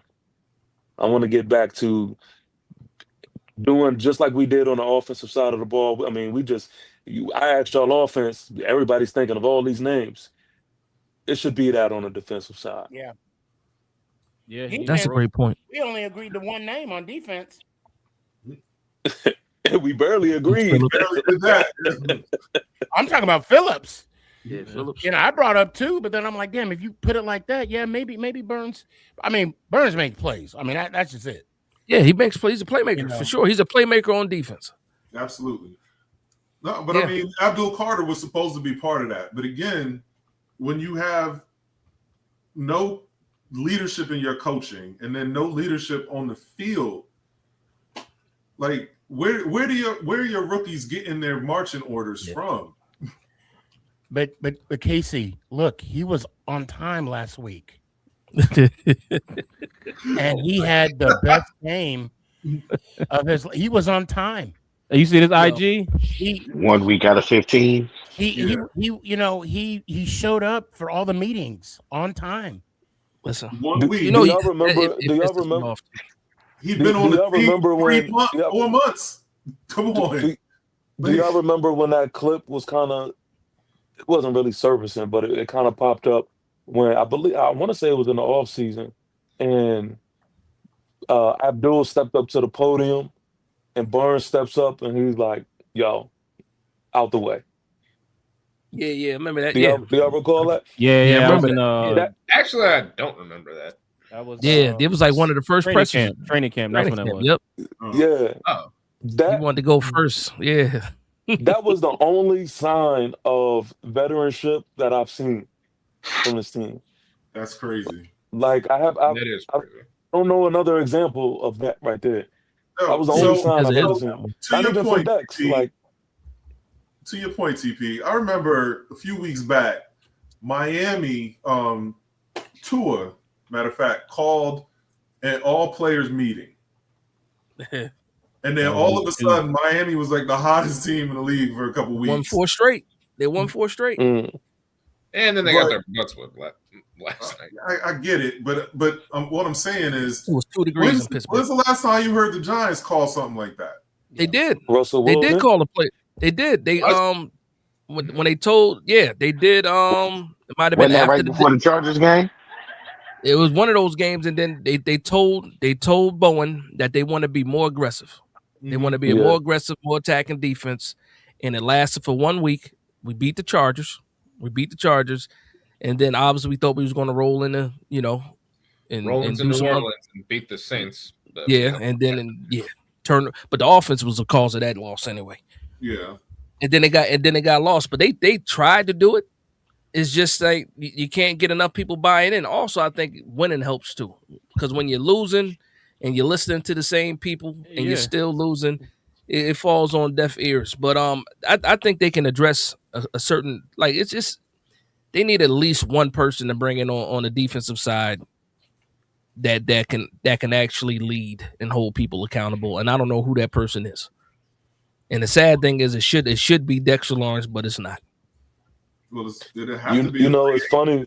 It's funny because I chop it up with my boy who was a Commanders fan, and at first I was laughing at the fact that they was bringing in all these old guys like Bobby Wagner and Ertz, and I'm like, yo, they actually was cooking with that. It was like the first year. The first year. They caught that lightning in the bottle. Yeah, and I just like, man, we need that veteranship all around, man. Like, we are real young.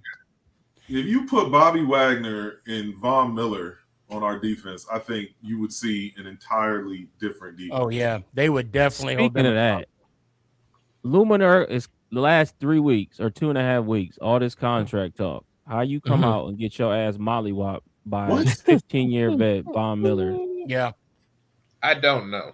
That was poetic. Von Miller, though. If it was just Von Miller, I could see it. But he was getting beat by different people at different times. All that contract talk. You had a terrible game on Sunday. I ain't gonna lie, I kind of like it. So I know I mentioned it last week. I like Illuminor too, man. I like Illuminor. Yeah, I just specifically the game. No, but he got whooped. He absolutely got whooped. Yeah, and it makes it funny because he just was talking about I'm a top right tackle in the league. Yep. No, I don't know about that. Really? And then they asked him how much money he wants to make. He said, "I don't know how much money I want to make, but I'm a top right tackle in the league. So whatever that is." We were talking. That's a humbling moment right there. Watching that tape. We were talking about top right tackle, about players and accountability. And I don't know if y'all seen it yet, but it was when Papa was sitting, and I know I mentioned this last week, Smooth, but it was when Papa was sitting with, Phil Simms, Otis Anderson, Collins, and Carl Banks. And they were talking about, the good old days, the 80s and the 90s, 86 Super Bowl, 90 Super Bowl. Damn, I hit my play. That was one time you was a quarterback, right? It was actually. You know what? You don't want to be on the show, do you, Smooth? I'm tired of your shit. I am. I missed it. What he say? What Smooth say that time? I missed it. And he said, I said 83. So that's when you was the quarterback, right? Knicks are the NBA Cup champions. Yeah. Wait, what? The Knicks won it?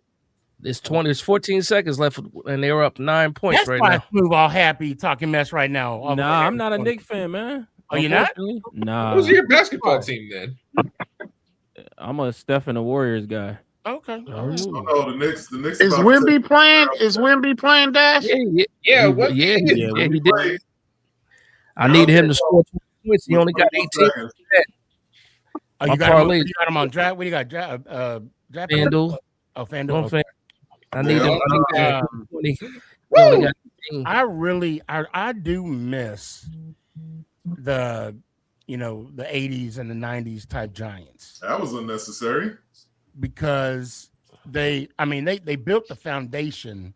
Game's over, bro. You ain't need to foul him for what we were able to witness the success of. And I wish we could just go back to those days. Sneaky, I'm gonna tell. Oh, go ahead, Dad. No, God, you go ahead, TB. You're saying this, and that really was in my head a lot, man. When I was able to get my eyes on the Super Bowl trophies this past weekend, and looking at like the museum that they have there, you'll be able to see, all of these guys, man, these jerseys, these old jerseys, and I really took the time to like just look and be like, man, this is like some rich history, man. That's right here, and I'm just like, damn, like how far away are we from that? Like, even chopping it up with Hakeem Nicks, I'm sitting there looking at him like, yo, man, like. And when I was watching you, like, how lit it was around that time for me. Like,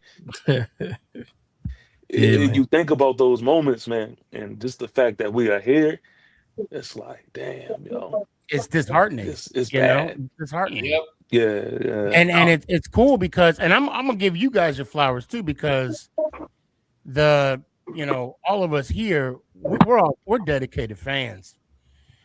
And I think it's funny how somebody had the nerve to put on TikTok, I don't know if he meant me or the fan base as a whole. He said the most delusional fan or Giants fan. And I'm like, you misspelled dedicated. I saw that Sneaky, and I'm like, I missed it. What we talking about? Who said that? Who said what? I replied to one of the posts because it showed me, I'm on Assist. Please, on Assist Live. Please follow me if you can on that too. I'm on everything, by the way. But no, they said most delusional Giants fan. And I'm like, oh, you spelled dedicated wrong. Yeah. Oh, they called you delusional. Yes. Well, congratulations, because they call a lot of us delusional. So congratulations for making the team. No. I mean, Dash. They just spelled dedicated wrong. That's all. Yes. That's what it is. It's just a misspell. No, this dude also. I wanted to get to that point though that you was talking about. Go ahead. But go ahead. Oh, I was saying they also the dude also spelled delusional wrong. He spelled it like DILUSSONAL. I'm like, bro, I missed it. I'm like, there's autocorrect. Like, how the hell did you spell delusional wrong? But what were you saying, Dash? No, but so the point that TP was making, he said and it was an awesome vlog too, man. So shout out to TP for putting the vlog out with him and his son traveling, or the family traveling to the game, and how you experienced that. It just made me think about getting my boys out there to the stadium and let them see that rich history. Because I put out a video after the game because I heard some, like, I don't know if anybody saw my youngest son. I called him saying that he didn't want to be a Giants fan anymore. I seen that. He heard that in the background. Yeah, he did. Yeah, he didn't even know I heard him when he said it. So yeah. Well, but getting back to the point of like the rich history. And going back to Giants football, which pretty much is being a strong defense, and I think a lot of people confuse a strong defense with going back to the way that we were before. But I'll say this: when we look at the defense in the '80s, we're looking at a 3-4 defense, right? Mm-hmm. So when we won the Super Bowl in the 2000s, that was a 4-3 defense. So it's not about becoming the Giants of old. It's about making that identity, whatever the defense is. It can be a 3-3-5. It can be a 4-2-5, whatever. We just need to make defense a priority. Maybe not even the identity, but just a priority for this team. And once you do that, I think that's when you get back to Giants football, because we need to be punishers. And we're not punishers at all. Even if you lose games, you want teams to feel like they were in a fight. And earlier in the season, I felt like, even though we were losing, teams that played us felt like they were in a fight. but I don't see that fight anymore, and I don't see people like with intent trying to just hurt the other team. And for me, once we get back to that and that type of mindset, I think everything else falls into place. You don't need 11 Dexter Lawrences. Yeah. You just I was saying that last week, man. I think the most thing that pisses me off the most is I got to see 2 Super Bowl teams with my 2 eyes and able to comprehend what I'm seeing. And it's not like we had a dynasty. It's not like we had like a Tom Brady or a Patrick, like these big, or Aaron Rodgers. So we seen what it looked like to win a Super Bowl, and you don't need to have an Aaron Rodgers team like that or a Patrick Mahomes team to go on a run. And for us to go from a team like that, and we had a lot of great players, and I ain't saying we gonna have Hall of Fame players, but as a collective group, we weren't at the top of the league, but we were at the bottom of the league, and we were still able to compete and go for Super Bowls. I don't understand how that part alone, we can't figure out how to repeat. Right. Yeah. Well, technically, we do got 1 Hall of Famer, possibly 2. Well, with Eli getting in, and I was gonna say something. I forgot I was gonna, because we're gonna be closing up the show right now. But go ahead, Casey. What do you got? Well, the thing about the defense, and I think that, one, to be fair, when we had Wink, our defense was actually pretty good. I think, again, the offense was so bad and the defense stayed on the field so long sometimes that they just got gassed because they were playing hard. But the thing I was going to say, the Patriots game showed me something, because I know as a competitor, as somebody who grew up playing sports, can you hit my QB like that? I'm taking somebody out on your team. Yeah. You hit my kick returner like that, I'm taking somebody out on your team. Casey. Somebody's about to get rocked. But Casey, they knew we were soft. That's why they was hitting us around like that, brother. That's my point. And that's like the mentality of our team is just like, one, it is soft. It absolutely is soft. Like I said, they're more worried about trying to strip the ball when, like, look, every time I saw the Giants cause a fumble, it's because somebody hit somebody, not because they stripped the ball. Well, I'll tell you what, Sully. Let me get you your camera time. You got 30 seconds, man. Give me your final thoughts. Hey, man. I really don't know what to say, man. Like, there's not much positive you can say about the Giants right now. And it sucks to have to say that. I just have to reiterate, I hope we get a new GM, a competent GM, head coach, defensive coordinator, offensive coordinator. That way we can become relevant again, because Casey, Dash, TP, y'all are right. We're soft. We're soft for the medicated cotton soaking wet.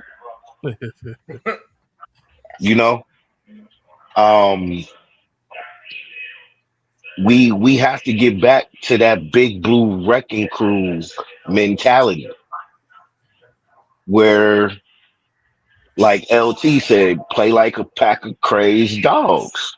Mm-hmm. Yeah. Like Strahan said, stomp them out. Mm-hmm.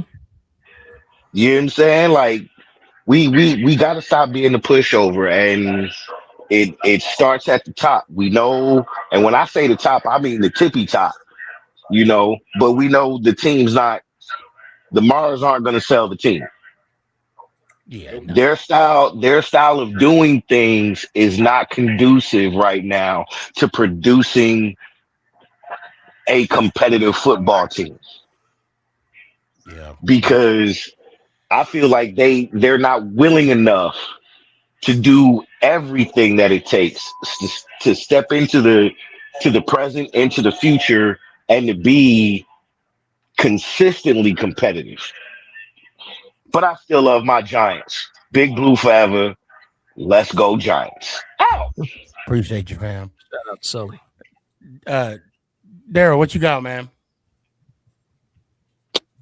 Well, I'm just looking forward to, like Sneaky would say, I'm just looking forward to Sunday. Thank you. I'm about to say that too. I was waiting for my turn. I thought I'd take a page out of your book, but I know we got a rough hill to climb. But this is off football. TP, I would like to say congratulations and just to be safe out there on your new journey, brother. And I wish you all the best.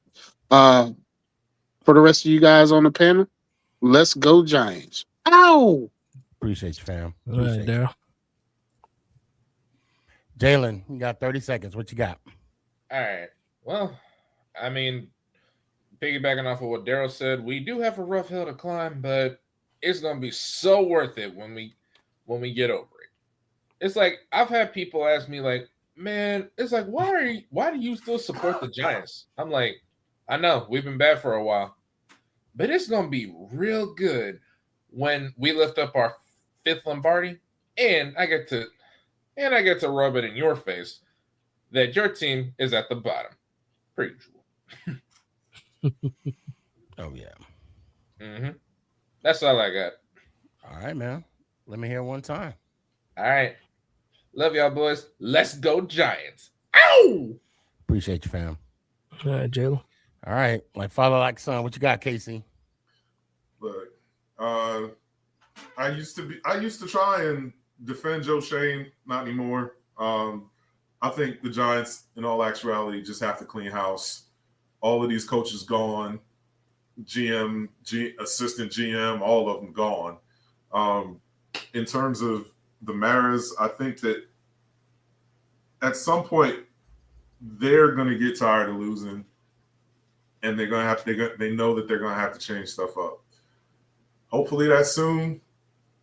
And the other thing, I think the bench or the second, third, fourth string players at this point need to be getting some burn. We need to see what we got in them because we're coming up. We're coming up on looking at next year.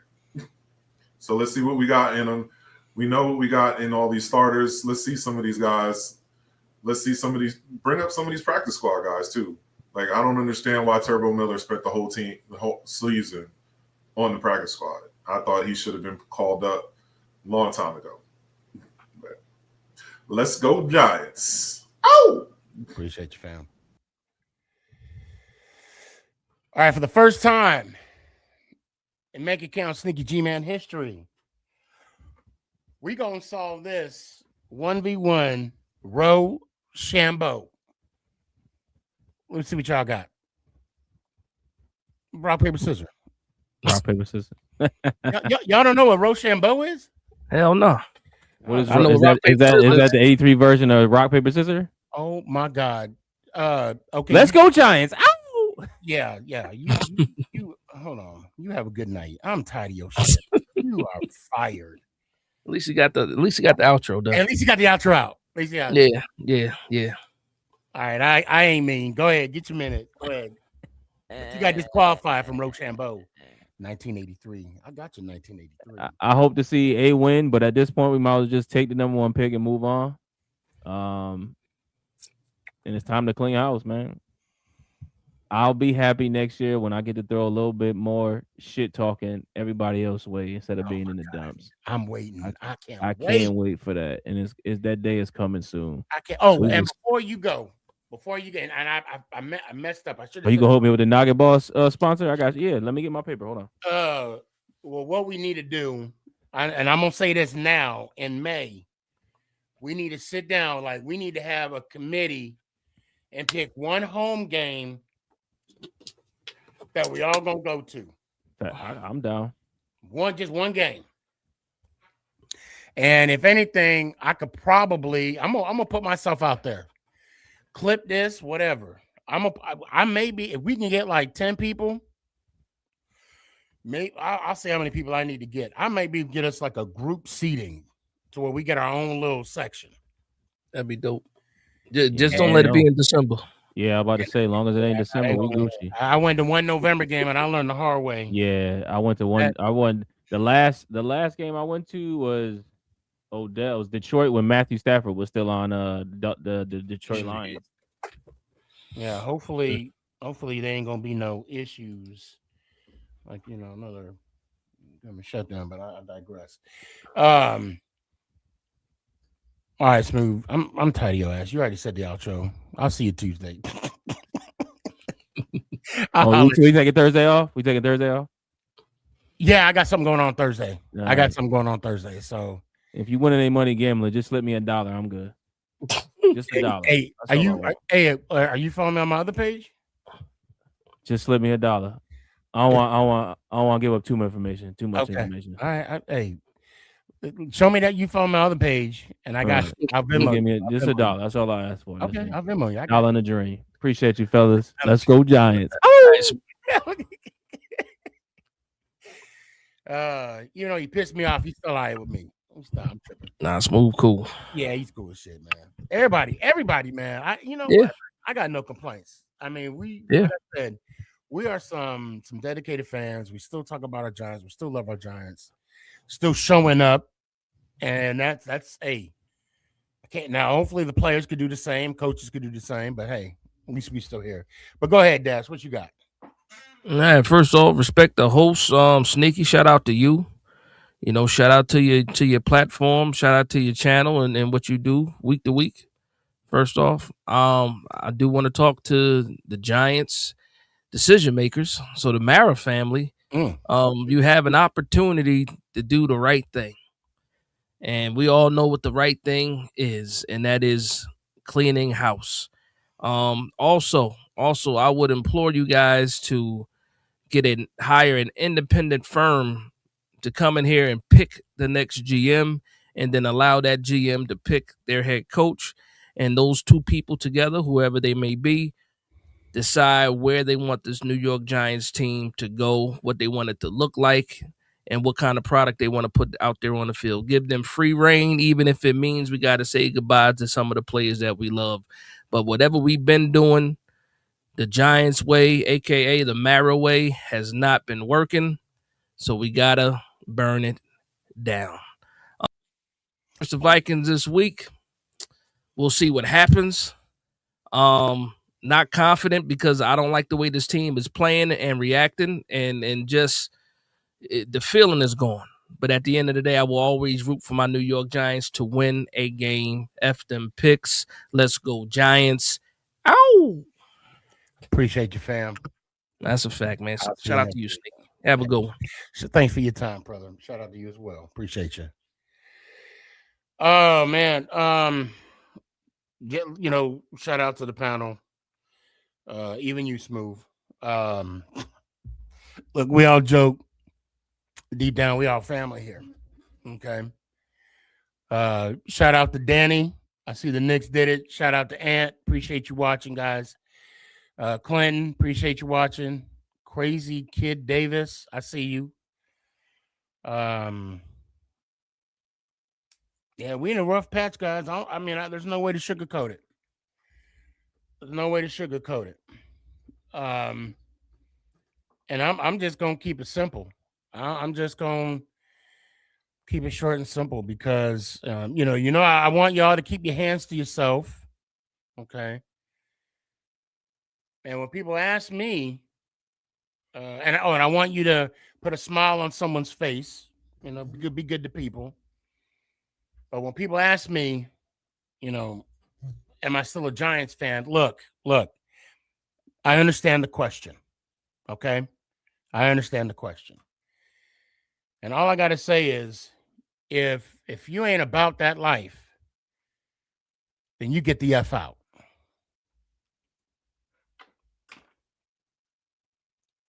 Let's go Giants. Ow! Is this thing on? It's your boy Stefan, a.k.a. Sneaky. Yeah.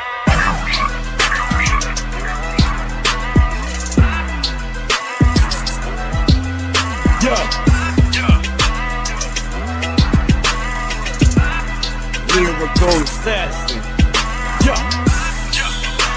Let's go Giants.